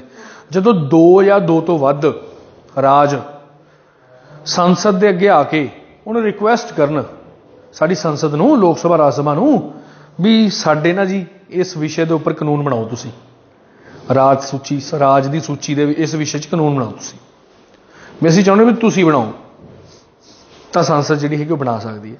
ਪਰ 2 ਜਾਂ 2 ਤੋਂ ਵੱਧ ਰਾਜ ਘੱਟੋ ਘੱਟ ਆਉਣ ਤਾਂ। ਅੱਛਾ ਮੰਨ ਲਓ ਆ ਗਏ, ਮੰਨ ਲਓ 5 ਰਾਜ ਆ ਗਏ, ਉਹਨਾਂ ਨੇ ਰਿਕੁਐਸਟ ਕਰਤੀ ਵੀ ਸਾਡੀ ਪੁਲਿਸ ਦੇ ਰਿਗਾਰਡਿੰਗ ਤੁਸੀਂ ਕਾਨੂੰਨ ਬਣਾਓ, ਕੇਂਦਰ ਨੇ ਬਣਾਤਾ, ਤਾਂ ਕੀ ਉਹ ਕਾਨੂੰਨ ਸਿਰਫ ਉਹਨਾਂ ਰਾਜਾਂ 'ਚ ਅਪਲਾਈ ਹੋਊਗਾ ਕਿ ਪੂਰੇ ਦੇਸ਼ 'ਤੇ ਅਪਲਾਈ ਹੋਊਗਾ? ਸਿਰਫ ਉਹਨਾਂ ਰਾਜਾਂ 'ਚ ਅਪਲਾਈ ਹੋਊਗਾ ਜਿਨ੍ਹਾਂ ਨੇ ਆ ਕੇ ਰਿਕੁਐਸਟ ਕੀਤੀ ਹੈ। ਜੇ ਬਾਕੀ ਰਾਜ ਚਾਹੁਣ ਬਾਅਦ 'ਚ ਉਹ ਰਿਕੁਐਸਟ ਕਰਕੇ ਕਰਾ ਸਕਦੇ ਆ ਆਪਣੇ ਉਹਦੇ 'ਚ ਵੀ, ਪਰ ਗੱਲ ਸਮਝੋ ਤੁਸੀਂ, ਘੱਟੋ ਘੱਟ 2 ਰਾਜ ਆਉਣ ਤੇ ਕਹਿਣ ਵੀ ਸਾਡੇ ਵਿਸ਼ੇ ਤੇ, ਰਾਜ ਦੇ ਵਿਸ਼ੇ ਤੇ ਕੋਈ ਕਾਨੂੰਨ ਬਣਾਓ, ਤਾਂ ਬਣਾ ਸਕਦਾ ਸੰਸਦ। ਜਦੋਂ ਕੋਈ ਅੰਤਰਰਾਸ਼ਟਰੀ ਸਮਝੌਤੇ ਦੇ ਉੱਪਰ ਕੋਈ ਸਾਈਨ ਕਰਨਾ ਹੋਵੇ, ਕੋਈ ਅੰਤਰਰਾਸ਼ਟਰੀ ਮੁੱਦਾ ਹੈ, ਮੰਨ ਲਓ ਸਾਡੀ ਸੀਮਾ ਪਾਕਿਸਤਾਨ ਨਾਲ ਲੱਗਦੀ ਹੈ, ਭਾਰਤ ਦੀ ਸਰਕਾਰ ਨੇ ਪਾਕਿਸਤਾਨ ਨਾਲ ਕੋਈ ਸਮਝੌਤਾ ਕਰਨਾ ਹੈ, ਉਹਦੇ ਵਾਸਤੇ ਮੰਨ ਲਓ ਪੰਜਾਬ ਦੇ ਕਿਸੇ ਸਬਜੈਕਟ ਦੀ ਚੇਂਜਿੰਗ ਕਰਨੀ ਹੈ, ਤਾਂ ਉਹ ਬਿਨਾਂ ਪੁੱਛੇ ਕਰ ਸਕਦੀ ਹੈ, ਕਿਉਂਕਿ ਇੱਥੇ ਸਾਡੇ ਦੇਸ਼ ਦੀ ਅਖੰਡਤਾ, ਏਕਤਾ, ਅਖੰਡਤਾ ਦਾ ਸਵਾਲ ਹੈ। ਠੀਕ ਹੈ। ਅਤੇ ਤੁਹਾਨੂੰ ਪਤਾ ਹੈ ਵੀ ਦੇਸ਼ ਤਾਂ ਪੂਰਾ ਜਿਹੜਾ ਹੈਗਾ, ਇਹ ਟੈਰੀਟਰੀ ਜਿਹੜੀ ਹੈਗੀ ਹੈ, ਇਹ ਸੈਂਟਰ ਦੇ ਕੋਲ ਹੀ ਹੈ ਬੇਸਿਕਲੀ, ਜੇ ਅੰਤਰਰਾਸ਼ਟਰੀ ਮੁੱਦਿਆਂ ਦੇ ਉੱਪਰ ਆਪਾਂ ਆ ਜਾਈਏ ਤਾਂ। ਅੱਛਾ, ਰਾਸ਼ਟਰਪਤੀ ਸ਼ਾਸਨ ਦੇ ਦੌਰਾਨ ਦੋ ਗੱਲਾਂ ਹੁੰਦੀਆਂ ਨੇ, ਜਾਂ ਤਾਂ ਰਾਜ ਦੀ ਸਰਕਾਰ ਜਿਹੜੀ ਰਾਜ ਦੀ ਵਿਧਾਨ ਸਭਾ ਜਾਂ ਤਾਂ ਭੰਗ ਹੋ ਜਾਂਦੀ ਹੈ ਜਾਂ ਸਥਗਿਤ ਹੋ ਜਾਂਦੀ ਹੈ। ਉਹ ਸਾਰੇ ਕੇਸਾਂ 'ਚ ਕੇਂਦਰ ਜਿਹੜਾ ਹੈਗਾ ਉਹ ਕਾਨੂੰਨ ਬਣਾਉਂਦਾ। ਇਹ ਕਾਨੂੰਨ ਉਦੋਂ ਤੱਕ ਲੱਗਿਆ ਰਹਿੰਦਾ ਹੈ ਜਦੋਂ ਤੱਕ ਉਥੋਂ ਦੀ ਸਟੇਟ ਉਹਨੂੰ ਹਟਾਉਂਦੀ ਨਹੀਂ। ਮੰਨ ਲਓ ਰਾਸ਼ਟਰਪਤੀ ਸ਼ਾਸਨ ਲੱਗ ਗਿਆ ਕਿਤੇ, ਕੇਂਦਰ ਨੇ ਇੱਕ ਕਾਨੂੰਨ ਬਣਾਤਾ ਰਾਜ ਦੇ ਵਿਸ਼ੇ 'ਚ ਆ ਕੇ, ਉਹ ਲੱਗਿਆ ਰਹੂਗਾ, ਉਹ ਹਟਦਾ ਨਹੀਂ, ਭਾਵੇਂ ਪ੍ਰੈਜ਼ੀਡੈਂਟ ਰੂਲ ਖਤਮ ਹੋ ਜਾਏ, ਨਵੀਂ ਵਿਧਾਨ ਸਭਾ ਵੀ ਬਣ ਜਾਏ, ਉਹ ਕਾਨੂੰਨ ਲੱਗਿਆ ਰਹੂਗਾ ਜਦੋਂ ਤੱਕ ਉੱਥੋਂ ਦੀ ਵਿਧਾਨ ਸਭਾ ਨੂੰ ਖਤਮ ਨਹੀਂ ਕਰਦੀ ਉਦੋਂ ਤੱਕ। ਇਹ ਗੱਲ ਮੈਂ national emergency, state emergency, financial emergency, ਉਹ ਸਾਰੀਆਂ ਐਮਰਜੈਂਸੀਆਂ 'ਚ ਮੈਂ ਪੜ੍ਹਾ ਚੁੱਕਿਆ ਤੁਹਾਨੂੰ। ਇੱਕ ਵਾਰੀ ਉਹਨੂੰ ਦੁਬਾਰਾ ਪੜ੍ਹਿਓ, ਤੁਹਾਨੂੰ ਕਲੀਅਰ ਹੋ ਜਾਊਗਾ, ਬਿਲਕੁਲ ਕਲੀਅਰ ਹੋ ਜਾਊਗਾ। ਦੇਖੋ, ਨੈਸ਼ਨਲ ਐਮਰਜੈਂਸੀ ਦੇ ਦੌਰਾਨ ਬਣਾਇਆ ਅਤੇ ਪ੍ਰੈਜ਼ੀਡੈਂਟ ਰੂਲ ਦੇ ਦੌਰਾਨ ਬਣਾਏ ਕਾਨੂੰਨ 'ਚ ਫਰਕ ਹੈ। ਇਹ ਤਾਂ ਨੈਸ਼ਨਲ ਐਮਰਜੈਂਸੀ ਦੇ ਖਤਮ ਹੋਣ ਤੋਂ 6 ਮਹੀਨੇ ਬਾਅਦ ਤੱਕ ਖਤਮ ਹੋ ਜਾਊ। ਇਹ ਬਣਿਆ ਰਹੂਗਾ ਜਦੋਂ ਤੱਕ ਉੱਥੋਂ ਦੀ ਵਿਧਾਨ ਸਭਾ ਉਹਨੂੰ ਖਤਮ ਨਹੀਂ ਕਰਦੀ, ਕਿਉਂਕਿ ਇਹ ਤਾਂ ਕਿਸੇ ਇੱਕ ਰਾਜ 'ਚ ਲੱਗੂਗਾ ਨਾ। ਹੁਣ ਸਮਝ ਆਈ ਤੁਹਾਨੂੰ ਫਿਰ ਥੋੜੀ ਜਿਹੀ ਗੱਲ? ਨੈਸ਼ਨਲ ਐਮਰਜੈਂਸੀ ਤਾਂ ਪੂਰੇ ਮਤਲਬ ਪੂਰੇ ਦੇਸ਼ 'ਚ ਲੱਗ ਗਈ। ਹਾਂ, ਸੋ ਇਹ 5 ਕੇਸ ਉਹ ਨੇ ਜਦੋਂ ਕੇਂਦਰ ਸਰਕਾਰ ਆ ਕੇ ਰਾਜ ਸਰਕਾਰ ਦੀ ਕਿਸੇ ਸੂਚੀ ਦੇ ਵਿੱਚ ਕਾਨੂੰਨ ਬਣਾਉਂਦੀ ਹੈ। ਇਹ 5 ਦੇ 5 ਪੁਆਇੰਟ ਪੰਜਾਬੀ 'ਚ ਲਿਖੇ ਹੋਏ ਨੇ, ਦੇਖਿਓ ਮਾੜਾ ਜਿਹਾ ਇੱਕ ਵਾਰੀ। ਨਹੀਂ ਸਮਝ ਆ ਗਿਆ, ਜਿਨ੍ਹਾਂ ਨੂੰ ਨਹੀਂ ਸਮਝ ਆ ਉਹਨਾਂ ਵਾਸਤੇ ਕਹਿ ਰਿਹਾ ਮੈਂ, ਕਿਉਂਕਿ ਪੰਜਾਬੀ ਵਾਲੇ ਵੀ ਹੈਗੇ ਨੇ ਨਾ। ਲਿਖੇ ਬੋਲ ਦੋ ਇੱਕ ਵਾਰੀ, 5 ਪੁਆਇੰਟ ਜੀ ਇੱਕ ਵਾਰੀ ਬੋਲਿਓ। ਜੇਕਰ ਰਾਜ ਸਭਾ ਕੋਈ प्रस्ताव पास करे, राज सभा को प्रस्ताव पास करे, ओके। राष्ट्रपति आपातकाल दौरान, राष्ट्रीय आपातकाल दौरान, आगे जो 2 ਜਾਂ 2 ਤੋਂ ਵੱਧ ਜ਼ਿਆਦਾ ਰਾਜ ਕੇਂਦਰ ਨੂੰ ਬੇਨਤੀ ਕਰਨ, हो गया जी। ਅੰਤਰਰਾਸ਼ਟਰੀ ਸਮਝੌਤੇ ਲਈ ठीक है जी। ਰਾਸ਼ਟਰਪਤੀ ਸ਼ਾਸਨ ਦੌਰਾਨ। ਹੁਣ ਐਮਰਜੈਂਸੀ ਵਾਲਾ ਚੈਪਟਰ ਮੈਂ ਕਰਾ ਚੁੱਕਿਆ ਬਾਈ, ਇਹ 'ਚ ਜੇ ਕੋਈ ਡਾਊਟ ਹੈ ਐਮਰਜੈਂਸੀ ਵਾਲੇ ਚੈਪਟਰ ਨੂੰ 2-3 ਵਾਰੀ ਦੇਖੋ, ਕੋਈ ਦਿੱਕਤ ਵਾਲੀ ਗੱਲ ਨਹੀਂ, ਸਮਝ ਆ ਜਾਊਗਾ। ਵੈਸੇ 2-3 ਵਾਰੀ ਦੇਖਣ ਦੀ ਵੀ ਲੋੜ ਨਹੀਂ, ਇੱਕ ਵਾਰੀ ਦੇਖ ਲਓ, ਚੰਗੀ ਤਰ੍ਹਾਂ ਦੇਖ ਲਓ, ਉਹਦੇ ਨੋਟਸ ਬਣਾ ਲਓ, ਉਹਨੂੰ ਰਿਵਾਈਜ਼ ਕਰ ਲਓ, ਸਫੀਸ਼ੀਐਂਟ। ਅੱਛਾ ਸੁਣੋ, ਕੇਂਦਰ ਦਾ ਰਾਜਾਂ ਦੇ ਉੱਪਰ ਹੋਰ ਕੀ ਕੰਟਰੋਲ ਹੈ ਬਈ? ਦੇਖੋ, ਪਹਿਲਾ ਪੁਆਇੰਟ ਕਹਿੰਦਾ ਜੇ ਰਾਜਪਾਲ ਨੂੰ ਲੱਗੇ ਬਈ ਰਾਜ ਦੇ ਵਿੱਚ ਕੋਈ ਇਹੋ ਜਿਹਾ ਬਿੱਲ ਪਾਸ ਕੀਤਾ ਜਾ ਰਿਹਾ ਹੈ ਜਿਹੜਾ ਸਾਡੇ ਦੇਸ਼ ਦੀ ਜਿਹੜੀ ਪੂਰੀ ਦੀ ਪੂਰੀ ਸਿਕਿਉਰਿਟੀ, ਸੇਫਟੀ ਦੇ ਨਾਲ ਸੰਬੰਧਿਤ ਹੈ, ਜਾਂ ਕੋਈ ਜ਼ਮੀਨ ਦੇ ਇਹੋ ਜਿਹੇ ਕੋਈ ਕਾਨੂੰਨ ਨੇ, ਹੈ ਨਾ, ਇਹੋ ਜਿਹੇ ਕੋਈ ਵੀ ਕਾਨੂੰਨ ਨੇ ਜਿਹੜੇ ਉਹ ਲੱਗਦਾ ਵੀ ਮਹੱਤਵਪੂਰਨ ਨੇ, ਮੈਨੂੰ ਇਹ ਰਾਸ਼ਟਰਪਤੀ ਦੀ ਮਨਜ਼ੂਰੀ ਦੇ ਲਈ ਇਹਨੂੰ ਰਿਜ਼ਰਵ ਕਰ ਲੈਣਾ ਚਾਹੀਦਾ, ਤਾਂ ਗਵਰਨਰ ਉਹਨੂੰ ਰਿਜ਼ਰਵ ਕਰ ਸਕਦਾ, ਉਹ ਰਾਸ਼ਟਰਪਤੀ ਦੇ ਅੱਗੇ ਰੱਖਦਾ। ਫਿਰ ਰਾਸ਼ਟਰਪਤੀ ਕੋਲੇ ਪੂਰੀ ਪਾਵਰਸ ਨੇ ਉਹਨੂੰ ਯੈਸ ਕਰਨ ਦੀ ਜਾਂ ਨੋ ਕਰਨ ਦੀ। ਜੇ ਮਨਾ ਵੀ ਕਰਤਾ ਰਾਸ਼ਟਰਪਤੀ ਨੇ ਤਾਂ ਉਹ ਖਤਮ ਹੋ ਜਾਂਦਾ, ਉੱਥੇ ਹੀ ਦੁਬਾਰਾ ਨਹੀਂ ਆ ਸਕਦਾ। ਇਹ ਜੋ ਸਿਸਟਮ ਨਹੀਂ ਹੈਗਾ ਵੀ ਜੇ ਦੁਬਾਰਾ ਪਾਸ ਕਰਕੇ ਭੇਜਤਾ ਤਾਂ ਉਹਨੂੰ ਕਰਨੀ ਪਊਗਾ ਨਾ, ਰਾਸ਼ਟਰਪਤੀ ਨੇ ਜੇ ਮਨਾ ਕਰਤਾ ਖਤਮ ਹੋ ਜਾਂਦਾ ਉਹ। ਅੱਛਾ, ਦੂਜੀ ਗੱਲ, ਬਸ ਰਾਸ਼ਟਰਪਤੀ ਦੀ ਮਤਲਬ ਪਰਮਿਸ਼ਨ ਤਾਂ ਨਹੀਂ ਬੋਲਦੀ ਨਹੀਂ, ਅਗਰ ਰਾਜਪਾਲ ਪੰਜਾਬ ਸਰਕਾਰ ਕੋਈ ਇਹੋ ਜਿਹਾ ਕਾਨੂੰਨ ਬਣਾਉਣ ਜਾ ਰਹੀ ਹੈ ਜਿਹਦੇ ਨਾਲ ਸ਼ਾਇਦ ਸਾਡੇ ਦੇਸ਼ ਦੀ ਜਿਹੜੀ ਸੁਰੱਖਿਆ ਹੈ ਉਹ ਖਤਰੇ 'ਚ ਆ ਸਕਦੀ ਹੈ, ਤਾਂ ਇੱਥੋਂ ਦਾ ਜਿਹੜਾ ਰਾਜਪਾਲ ਹੈ ਨਾ, ਉਹ ਕਹੂਗਾ ਯਾਰ ਇਹ ਤਾਂ ਗੜਬੜ ਕਰ ਰਹੇ ਨੇ ਵਿਧਾਨ ਸਭਾ ਵਾਲੇ, ਮੈਨੂੰ ਰਾਸ਼ਟਰਪਤੀ ਨੂੰ ਕਹਿਣਾ ਚਾਹੀਦਾ, ਕਿਉਂਕਿ ਜਦੋਂ ਤੱਕ ਗਵਰਨਰ ਦੇ ਸਾਈਨ ਨਹੀਂ ਹੁੰਦੇ ਬਿੱਲ ਨਹੀਂ ਪਾਸ ਹੁੰਦਾ ਵਿਧਾਨ ਸਭਾ 'ਚ, ਫਿਰ ਉਹ ਬਿੱਲ ਲੈ ਕੇ ਰਾਸ਼ਟਰਪਤੀ ਕੋਲੇ ਭੇਜ ਦਿੰਦਾ, ਕਰ ਲਓ ਕੀ ਕਰਨਾ। ਫਿਰ ਰਾਸ਼ਟਰਪਤੀ ਦੀ ਮਰਜ਼ੀ, ਉਹਨੂੰ ਸਾਈਨ ਕਰੇ ਨਾ ਕਰੇ, ਠੀਕ ਹੈ। ਕਈ ਕਾਨੂੰਨ ਇਹੋ ਜਿਹੇ ਹੁੰਦੇ ਨੇ ਵਿਧਾਨ ਸਭਾਵਾਂ ਜਦੋਂ ਕੋਈ ਐਕਟ ਪਾਸ ਕਰਨਾ ਹੁੰਦਾ, ਕਈ ਐਕਟ ਇਹੋ ਜਿਹੇ ਹੁੰਦੇ ਨੇ ਕਾਨੂੰਨ ਵਿਸ਼ੇ ਜਿਹੜੇ ਹਮੇਸ਼ਾ ਰਾਸ਼ਟਰਪਤੀ ਦੀ ਪਰਮਿਸ਼ਨ ਲੈ ਕੇ ਹੀ ਉਹ ਵਿਧਾਨ ਸਭਾ 'ਚ ਲਿਆਏ ਜਾ ਸਕਦੇ ਨੇ। ਇਹ ਨਵਾਂ ਪੁਆਇੰਟ ਹੈ, ਹਾਂਜੀ ਠੀਕ ਹੈ। ਉਹ ਕਿਹੜੇ ਨੇ? ਜਿਹੜੇ ਇਹੋ ਜਿਹੇ ਕਾਨੂੰਨ ਜਿਹੜੇ ਸਾਡੇ ਵਪਾਰ ਤੇ ਕਿਸੇ ਤਰ੍ਹਾਂ ਦੀ ਅੰਤਰਰਾਜੀ ਵਪਾਰ ਤੇ ਰੋਕ ਲਾਉਂਦੇ ਨੇ, ਵੀ ਜਿਹਦੇ ਨਾਲ freedom of trade and commerce, freely moving of items, किसी तरीके नाल वपार जिहड़ा हैगा वो बाधित हो रहा है। इहो जिहे कानून राज सरकार कोई इहो जिहा कानून पास करने की सोच रही है जिहदे नाल उस राज दे विच ਬਾਕੀ ਰਾਜਾਂ ਤੋਂ ਆਉਣ ਜਾਣ ਵਾਲਾ ਸਮਾਨ ਜਿਹੜਾ ਹੈਗਾ ਉਹ 'ਚ ਰੁਕਾਵਟ ਪੈਦਾ ਹੋਊਗੀ ਤਾਂ ਇਹੋ ਜਿਹੇ ਕਾਨੂੰਨ ਪਾਸ ਕਰਨ ਤੋਂ ਪਹਿਲਾਂ ਰਾਸ਼ਟਰਪਤੀ ਦੀ ਪਰਮਿਸ਼ਨ ਲੈਣੀ ਜ਼ਰੂਰੀ ਹੈ ਤਾਂ ਹੀ ਰਾਜ ਸਰਕਾਰ ਇਹੋ ਜਿਹਾ ਕਾਨੂੰਨ ਕੋਈ ਪਾਸ ਕਰ ਸਕਦੀ ਹੈ ਸ਼ੁਰੂ ਕਰ ਸਕਦੀ ਹੈ ਠੀਕ ਹੈ ਨਾ ਰਾਸ਼ਟਰਪਤੀ ਜੇ ਚਾਹੇ ਵਿੱਤੀ ਆਪਾਤਕਾਲੀਨ ਦੇ ਦੌਰਾਨ ਯਾਨੀ ਫਾਈਨੈਂਸ਼ੀਅਲ ਐਮਰਜੈਂਸੀ ਦੇ ਦੌਰਾਨ ਮਨੀ ਬਿੱਲ ਜਿਹੜੇ ਹੁੰਦੇ ਨੇ ਉਹਨਾਂ ਨੂੰ ਰਿਜ਼ਰਵ ਰੱਖ ਸਕਦਾ ਹੈ ਵੀ ਭਾਈ ਹਜੇ ਪਾਸ ਨਾ ਕਰੋ ਹਜੇ ਸਾਡੇ ਦੇਸ਼ 'ਚ ਫਾਈਨੈਂਸ਼ੀਅਲ ਐਮਰਜੈਂਸੀ ਲੱਗੀ ਹੋਈ ਹੈ ਹਜੇ ਥੋੜ੍ਹਾ ਟਾਈਮ ਚੁੱਪ ਕਰਕੇ ਬਹਿ ਜਾਓ ਜਦੋਂ ਤੱਕ ਰਾਸ਼ਟਰਪਤੀ ਉਹਨੂੰ ਰਿਜ਼ਰਵ ਕਰ ਲੂਗਾ ਉਦੋਂ ਤੱਕ ਸਟੇਟ ਉਹਨੂੰ ਮਨੀ ਬਿੱਲ ਨੂੰ ਪਾਸ ਨਹੀਂ ਕਰ ਸਕਦੇ ਇਹ ਗੱਲ ਆਪਾਂ ਪੜ੍ਹੀ ਹੈ ਐਮਰਜੈਂਸੀ ਦੇ ਦੌਰਾਨ ਈਵਨ ਤੁਹਾਨੂੰ ਇਹ ਵੀ ਗੱਲ ਪਤਾ ਹੋਊਗੀ ਰਾਸ਼ਟਰਪਤੀ ਜਿਹੜਾ ਹੈਗਾ ਸਾਡੇ ਦੇਸ਼ 'ਚ ਕਿਸੇ ਵੀ ਅਫਸਰ ਦੀ ਤਨਖਾਹ ਨੂੰ ਵੀ ਘਟਾ ਸਕਦਾ ਭਾਵੇਂ ਉਹ ਹਾਈ ਕੋਰਟ ਦਾ ਜੱਜ ਹੋਵੇ ਤੇ ਭਾਵੇਂ ਕੋਈ ਮਰਜ਼ੀ ਹੋਵੇ ਭਾਵੇਂ ਉਹ ਕੇਂਦਰ ਸਰਕਾਰ ਦੇ ਅਧੀਨ ਕੰਮ ਕਰਦਾ ਹੋਵੇ ਭਾਵੇਂ ਰਾਜ ਸਰਕਾਰ ਦੇ ਅਧੀਨ ਕੰਮ ਕਰਦਾ ਹੋਵੇ ਰਾਸ਼ਟਰਪਤੀ ਦੀ ਸੈਲਰੀ ਨੂੰ ਘਟਾ ਸਕਦਾ ਠੀਕ ਹੈ ਜੀ ਅਗਲੇ ਆ ਗਏ ਪ੍ਰਸ਼ਾਸਨਿਕ ਸੰਬੰਧ ਐਡਮਿਨਿਸਟ੍ਰੇਟਿਵ ਰਿਲੇਸ਼ਨਸ ਦੇਖੋ ਤੁਹਾਨੂੰ ਪਤਾ ਹੈ ਕਿ ਜਿਹੜਾ ਐਡਮਿਨਿਸਟ੍ਰੇਸ਼ਨ ਹੈ ਪ੍ਰਸ਼ਾਸਨ ਹੈ ਪ੍ਰਸ਼ਾਸਨ ਵੀ ਇੱਧਰ ਤਿੰਨ ਹਿੱਸਿਆਂ 'ਚ ਵੰਡਿਆ ਹੋਇਆ ਕੇਂਦਰ ਦੇ ਅੰਦਰ ਕਈ ਚੀਜ਼ਾਂ ਆਉਂਦੀਆਂ ਨੇ ਕਈ ਚੀਜ਼ਾਂ ਰਾਜ ਸਰਕਾਰ ਦੇ ਅੰਦਰ ਆਉਂਦੀਆਂ ਨੇ ਕਈ ਚੀਜ਼ਾਂ ਸਾਂਝੀਆਂ ਨੇ ਹੁਣ ਇੱਥੇ ਇੱਕ ਗੱਲ ਦਾ ਧਿਆਨ ਰੱਖਿਓ ਬਈ ਜਿਹੜੀਆਂ ਬਾਕੀ ਬਚੀਆਂ ਰੈਜ਼ੀਡੂਅਰੀ ਚੀਜ਼ਾਂ ਨੇ ਨਾ ਆਪਾਂ ਜਦੋਂ ਵਿਧਾਨਿਕ ਸੰਬੰਧ ਪੜ੍ਹ ਰਹੇ ਸੀ ਉਦੋਂ ਤਾਂ ਜਿਹੜੀਆਂ ਰੈਜ਼ੀਡੂਅਰੀ ਸ਼ਕਤੀਆਂ ਸੀ ਉਹ ਕੇਂਦਰ ਕੋਲੇ ਆਉਂਦੀਆਂ ਸੀ ਇਹਦੇ ਵਿੱਚ ਜਿਹੜੀਆਂ ਰੈਜ਼ੀਡੂਅਰੀ ਚੀਜ਼ਾਂ ਨੇ ਉਹ ਰਾਜਾਂ ਦੇ ਕੋਲ ਆਉਂਦੀਆਂ ਨੇ ਐਗਜ਼ੈਕਟਿਵ ਮੈਂ ਐਡਮਿਨਿਸਟ੍ਰੇਟਿਵ ਦੀ ਗੱਲ ਕਰ ਰਿਹਾ ਠੀਕ ਹੈ ਇਹਦੇ ਬਾਰੇ ਮੈਂ ਤੁਹਾਨੂੰ ਦੱਸਦਾ ਹੋਰ ਡਿਟੇਲ ਸਮਝਾਉਣਾ ਦੇਖੋ ਪਹਿਲੀ ਗੱਲ ਤਾਂ ਇਹ ਬਈ ਜਿਹੜੀਆਂ ਆਹ ਕਨਕਰੈਂਟ ਲਿਸਟ ਨਹੀਂ ਹੁੰਦੀ ਕਨਕਰੈਂਟ ਲਿਸਟ ਇਹਦੀਆਂ ਜਿਹੜੀਆਂ ਐਗਜ਼ੈਕਟਿਵ ਪਾਵਰਸ ਨੇ ਉਹ ਸਟੇਟਾਂ ਕੋਲੇ ਨੇ ਮੇਨਲੀ ਸਟੇਟ ਹੀ ਕੰਮ ਕਰਦੀ ਹੈ ਦੇਖੋ ਐਗਜ਼ੈਕਟਿਵ ਦਾ ਮਤਲਬ ਜਾਂ ਐਡਮਿਨਿਸਟ੍ਰੇਟਿਵ ਦਾ ਮਤਲਬ ਹੁੰਦਾ ਕੀ ਹੈ ਪਹਿਲਾਂ ਤਾਂ ਸਮਝੋ ਕਾਰਜਪਾਲਿਕਾ है ना मतलब देखो सपोज करो रेलवे एक डिपार्टमेंट है ना ਤੁਹਾਨੂੰ ਪਤਾ ਹੈ ਵੀ ਰੇਲਵੇ ਜਿਹੜਾ ਡਿਪਾਰਟਮੈਂਟ ਹੈ ਉਹ ਯੂਨੀਅਨ ਲਿਸਟ ਦੇ ਵਿੱਚ ਆਉਂਦਾ ਹੈ ਕੇਂਦਰੀ ਸੂਚੀ 'ਚ ਆਉਂਦਾ ਹੈ ਤਾਂ ਉਹਦੇ ਨਾਲ ਸੰਬੰਧਿਤ ਜੇ ਕੋਈ ਕਾਨੂੰਨ ਬਣਾਉਣਾ ਹੈ ਤਾਂ ਸਿਰਫ ਕੇਂਦਰ ਸਰਕਾਰ ਹੀ ਬਣਾ ਸਕਦੀ ਹੈ ਕਲੀਅਰ ਹੈ ਇਹਦੇ 'ਚ ਕੋਈ ਸ਼ੱਕ ਨਹੀਂ ਛੱਡੋ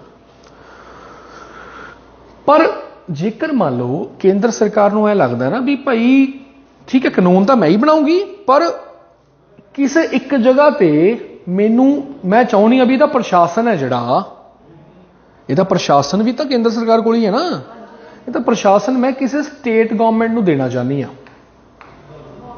ਤਾਂ ਉਹ ਦੇ ਸਕਦੀ ਹੈ ਅਤੇ ਜਿਹੜੀ ਸਾਂਝੀ ਸੂਚੀ ਦੀਆਂ ਇਹ ਜਿਹੀਆਂ ਚੀਜ਼ਾਂ ਨੇ ਸਾਂਝੀ ਸੂਚੀ ਦੇ ਜਿਹੜੇ ਵਿਸ਼ੇ ਨੇ ਉਹਨਾਂ ਦਾ ਪ੍ਰਸ਼ਾਸਨ ਆਟੋਮੈਟਿਕਲੀ ਸਟੇਟਾਂ ਕੋਲੇ ਹੀ ਹੁੰਦਾ ਹੈ ਕੇਂਦਰ ਨਹੀਂ ਰੱਖਦਾ ਆਪਣੇ ਕੋਲ ਉਹਨਾਂ ਨੂੰ ਉਹ ਸਟੇਟਾਂ ਨੂੰ ਹੀ ਦੇ ਰੱਖਦਾ ਵੀ ਕਰੋ ਕੋਈ ਨਹੀਂ ਕਰੋ ਪਰ ਜੇ ਲੋੜ ਪੈ ਜੇ ਤਾਂ ਲੈ ਸਕਦਾ ਉਹਨਾਂ ਤੋਂ ਇਹ ਜਿਹਾ ਕੋਈ ਹਾਰਡ ਐਂਡ ਫਾਸਟ ਰੂਲ ਵੀ ਨਹੀਂ ਹੈਗਾ ਅਤੇ ਕੇਂਦਰ ਸੂਚੀ ਦੀਆਂ ਜਿਹੜੀਆਂ ਪ੍ਰਸ਼ਾਸਨਿਕ ਚੀਜ਼ਾਂ ਨੇ ਉਹਨਾਂ ਦੀ ਵੀ ਪ੍ਰਸ਼ਾਸਨ ਦੀ ਸ਼ਕਤੀ ਆਪਾਂ ਸਟੇਟਾਂ ਨੂੰ ਦੇ ਸਕਦੇ ਆ ਮੈਂ ਤੁਹਾਨੂੰ ਐਗਜ਼ਾਮਪਲ ਦਿੱਤੀ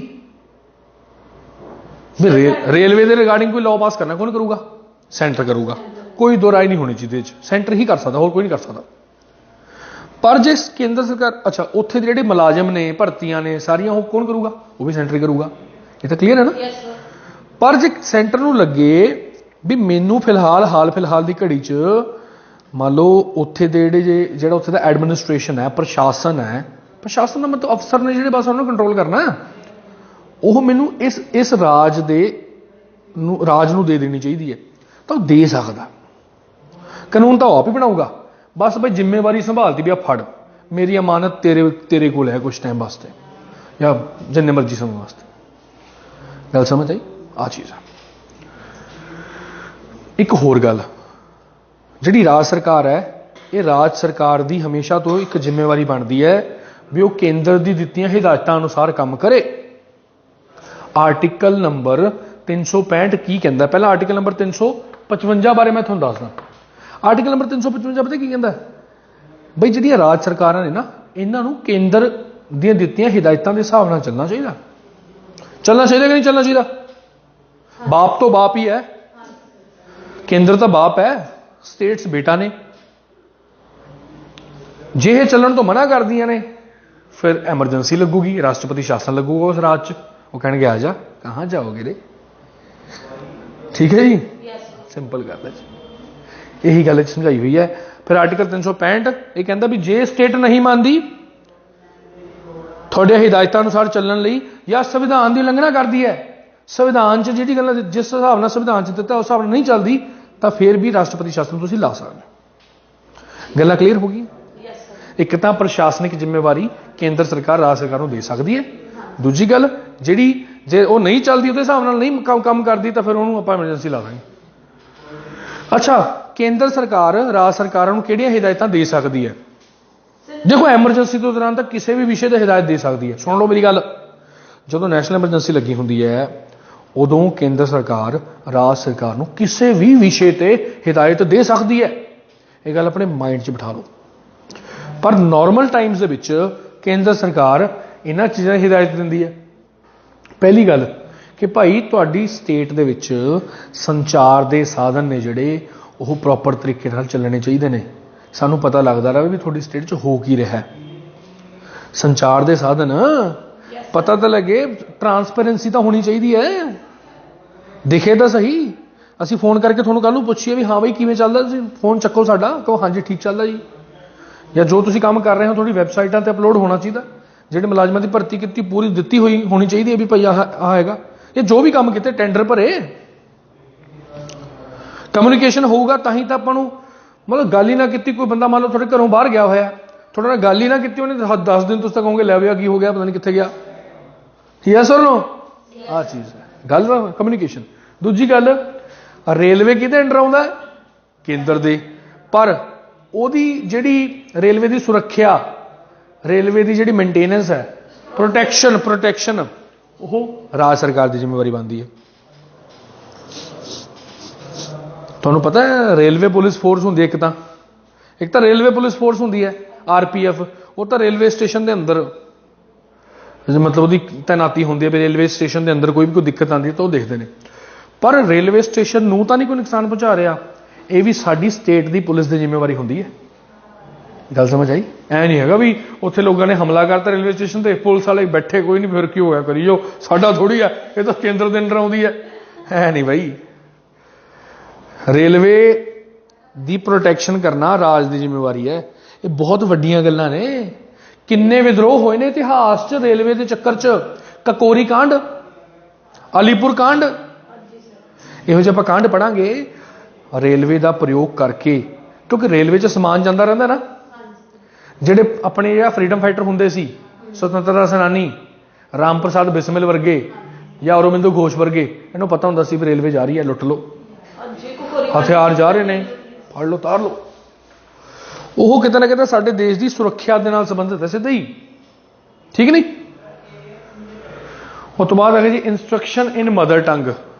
जे केंद्र सरकार चाहे तो राज्य सरकार को यह हिदायत दे सकते भी भाई इस लैंगुएज नूं, आ वाली जी मदर टंग है उन्होंने प्रमोट करो, ये तो चंगी गल।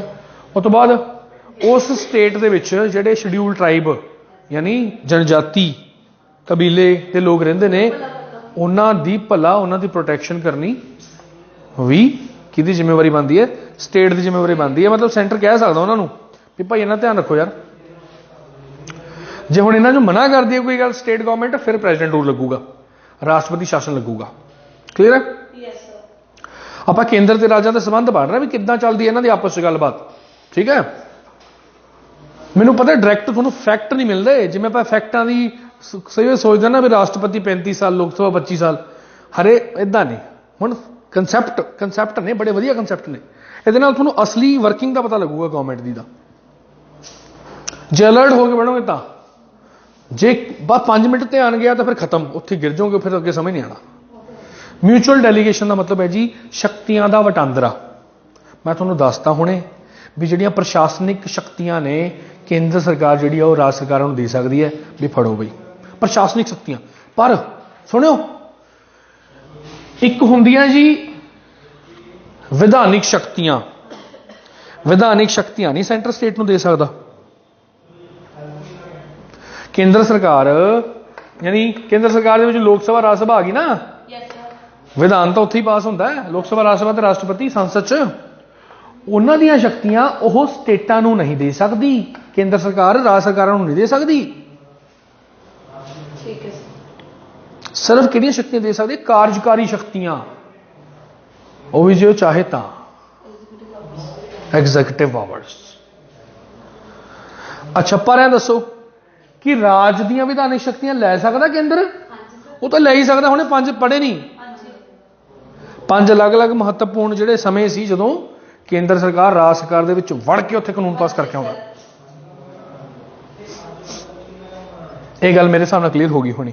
ਅਗਲਾ ਪੁਆਇੰਟ ਕੀ ਕਹਿੰਦਾ ਜੀ? ਕਹਿੰਦਾ ਐਗਜ਼ੀਕਿਊਟਿਵ ਯਾਨੀ ਕਾਰਜਕਾਰੀ ਸ਼ਕਤੀਆਂ ਆਪਾਂ ਦੇ ਸਕਦੇ ਹਾਂ, ਡੈਲੀਗੇਟ ਕਰ ਸਕਦੇ ਹਾਂ। ਇਹ ਦੋ ਤਰੀਕੇ ਨਾਲ ਕਰ ਸਕਦੇ ਹਾਂ। ਇੱਕ ਤਾਂ ਉਹਨਾਂ ਦੀ ਪਰਮਿਸ਼ਨ ਨਾਲ, ਇੱਕ ਧੱਕੇ ਨਾਲ। ਇਹ ਵੀ ਬੜਾ ਇੰਪੋਰਟੈਂਟ ਫੈਕਟ ਹੈ। ਨਹੀਂ ਮੈਮ, ਇਦਾਂ ਪਰ ਇੰਨਾ ਸਿੰਪਲ ਨਹੀਂ ਨਾ ਹੈਗਾ। ਸਪੋਜ਼ ਕਰੋ ਮੈਂ ਕਹਿਤਾ ਵੀ ਇਦਾਂ ਕਰਨਾ, ਮੈਂ ਪਰਮਿਸ਼ਨ ਲੈ ਰਿਹਾ ਤੁਹਾਡੀ ਵੀ ਕੱਲ ਨੂੰ ਜਦੋਂ ਮੈਂ ਇੱਥੇ ਆਊਂਗਾ ਨਾ ਜੀ, ਮੈਨੂੰ ਸਾਫ਼ ਸਫਾਈ ਕਰ ਦਿਆ ਕਰੋ ਇੱਥੇ ਮੇਰੇ ਆਉਣ ਤੋਂ ਪਹਿਲਾਂ, ਝਾੜੂ ਜਿਹਾ ਲਾ ਦਿਆ ਕਰੋ ਨੰਮੀ, ਮੈਂ ਕਹਿੰਦਾ ਮੈਨੂੰ ਤੁਹਾਨੂੰ, ਹੈ ਨਾ, ਪਲੀਜ਼ ਰਿਕੁਐਸਟ ਕਰ ਰਿਹਾ ਮੈਂ ਤੁਹਾਨੂੰ। ਉਸ ਸਟੇਟ ਦੇ ਰਾਜਪਾਲ ਨੂੰ ਜੇ ਰਿਕੁਐਸਟ ਕਰੇ, ਕੌਣ ਕਰੂਗਾ? ਰਾਸ਼ਟਰਪਤੀ ਕਰੂਗਾ। ਰਾਸ਼ਟਰਪਤੀ ਜੇ ਉਸ ਰਾਜ ਦੀ ਸਟੇਟ ਦੇ ਰਾਜਪਾਲ ਨੂੰ ਰਿਕੁਐਸਟ ਕਰੇ, ਭਾਈ ਇਦਾਂ ਕਰ ਦਿਆ ਕਰੋਗੇ, ਅਸੀਂ ਤੁਹਾਨੂੰ ਆਪਣੀਆਂ ਜਿਹੜੀਆਂ ਕਾਰਜਕਾਰੀ ਸ਼ਕਤੀਆਂ ਉਹ ਦੇਣਾ ਚਾਹੁੰਦੇ ਹਾਂ, ਵੀ ਕਰ ਲਓਗੇ, ਸੰਭਾਲ ਲਓਗੇ। ਉਹ ਜੇ ਉਹ ਕਹਦੇ, ਕਹਿਣਗੇ ਨਹੀਂ, ਜੇ ਉਹ ਕਹਦੇ ਹਾਂ ਅਸੀਂ ਕਰ ਲਾਂਗੇ ਜੀ, ਹਾਂਜੀ ਸਰ ਅਸੀਂ ਕਰ ਲਾਂਗੇ, ਤਾਂ ਫਿਰ ਹੋ ਜਾਏਗਾ ਇਦਾਂ। ਪਰ ਜੇ ਆਪਾਂ ਨੇ ਧੱਕੇ ਨਾਲ ਉਹਨੇ ਡਿਊਟੀ ਲਾਣੀ ਹੈ, ਫਿਰ ਇਹ ਕੰਮ ਪਾਰਲੀਮੈਂਟ ਕਰੂਗਾ ਐਕਟ ਪਾਸ ਕਰਕੇ, ਫਿਰ ਪੁੱਛਣ ਦੀ ਵੀ ਲੋੜ ਨਹੀਂ ਉਹਨਾਂ ਨੂੰ। ਅਗਰ ਓਏ ਫੜੋ, ਮੈਂ ਇੰਨਾ ਜ਼ਿਆਦਾ ਇਹ ਲਾਈਨ ਮੈਂ ਐਡ ਨਹੀਂ ਕੀਤੀ, ਇਸ ਕਰਕੇ ਮੈਂ ਚਾਹੁੰਦਾ ਸੀ ਮੈਂ ਤੁਹਾਨੂੰ ਦੱਸਾਂ, ਬਸ ਬਹੁਤ ਇੰਨੀ। ਚੱਲੀਏ ਅੱਗੇ। ਤੁਹਾਨੂੰ ਪਤਾ ਹੈ, ਮੈਂ ਤੁਹਾਨੂੰ ਦੱਸ ਚੁੱਕਿਆ, ਅੰਤਰਰਾਸ਼ਟਰੀ ਸਮਝੌਤਿਆਂ ਨੂੰ ਲਾਗੂ ਕਰਨ ਵਾਸਤੇ ਤਾਂ ਕੇਂਦਰ ਸਰਕਾਰ ਕੋਈ ਵੀ ਕਾਨੂੰਨ ਉਹ 'ਚ ਪਾਸ ਕਰ ਸਕਦੀ। ਖੁਦ ਹੋ ਗਿਆ। ਚਲੋ ਕੋਆਪਰੇਸ਼ਨ ਦੀ ਆਪਾਂ ਗੱਲ ਕਰਦੇ ਹਾਂ ਵੀ ਆਪਸ 'ਚ ਇਹਨਾਂ ਦੀ ਕੀ ਆਪਸ 'ਚ ਮਿਲੀ ਭਗਤ ਹੁੰਦੀ ਹੈ, ਇਹਨਾਂ ਦੀ ਆਪਸ ਦੇ ਵਿੱਚ ਵੀ ਸਾਂਝਵਾਦ। ਕੋਆਪਰੇਸ਼ਨ ਦਾ ਮਤਲਬ ਇੱਕ ਦੂਸਰੇ ਨਾਲ ਚੰਗੇ ਰਿਲੇਸ਼ਨ, ਤਾਲਮੇਲ। ਕਹਿੰਦਾ ਜਿਹੜਾ ਪਾਰਲੀਮੈਂਟ ਹੈ, ਜੇ ਉਹਨੂੰ ਲੱਗੇ ਵੀ ਦੋ ਰਾਜਾਂ ਦੇ ਵਿੱਚ ਆਪਸ 'ਚ ਝਗੜਾ ਹੈਗਾ, ਕਾਹਦਾ ਭਲਾ? ਪਾਣੀਆਂ ਦਾ ਝਗੜਾ, ਤਾਂ ਉਹ ਇੱਕ ਵਿਸ਼ੇਸ਼ ਅਦਾਲਤ ਬਣਾ ਸਕਦਾ ਹੈ ਜਿਹੜੀ ਕਿ ਉਹਨਾਂ ਦੇ ਝਗੜੇ ਨੂੰ ਸੁਲਝਾਊਗੀ।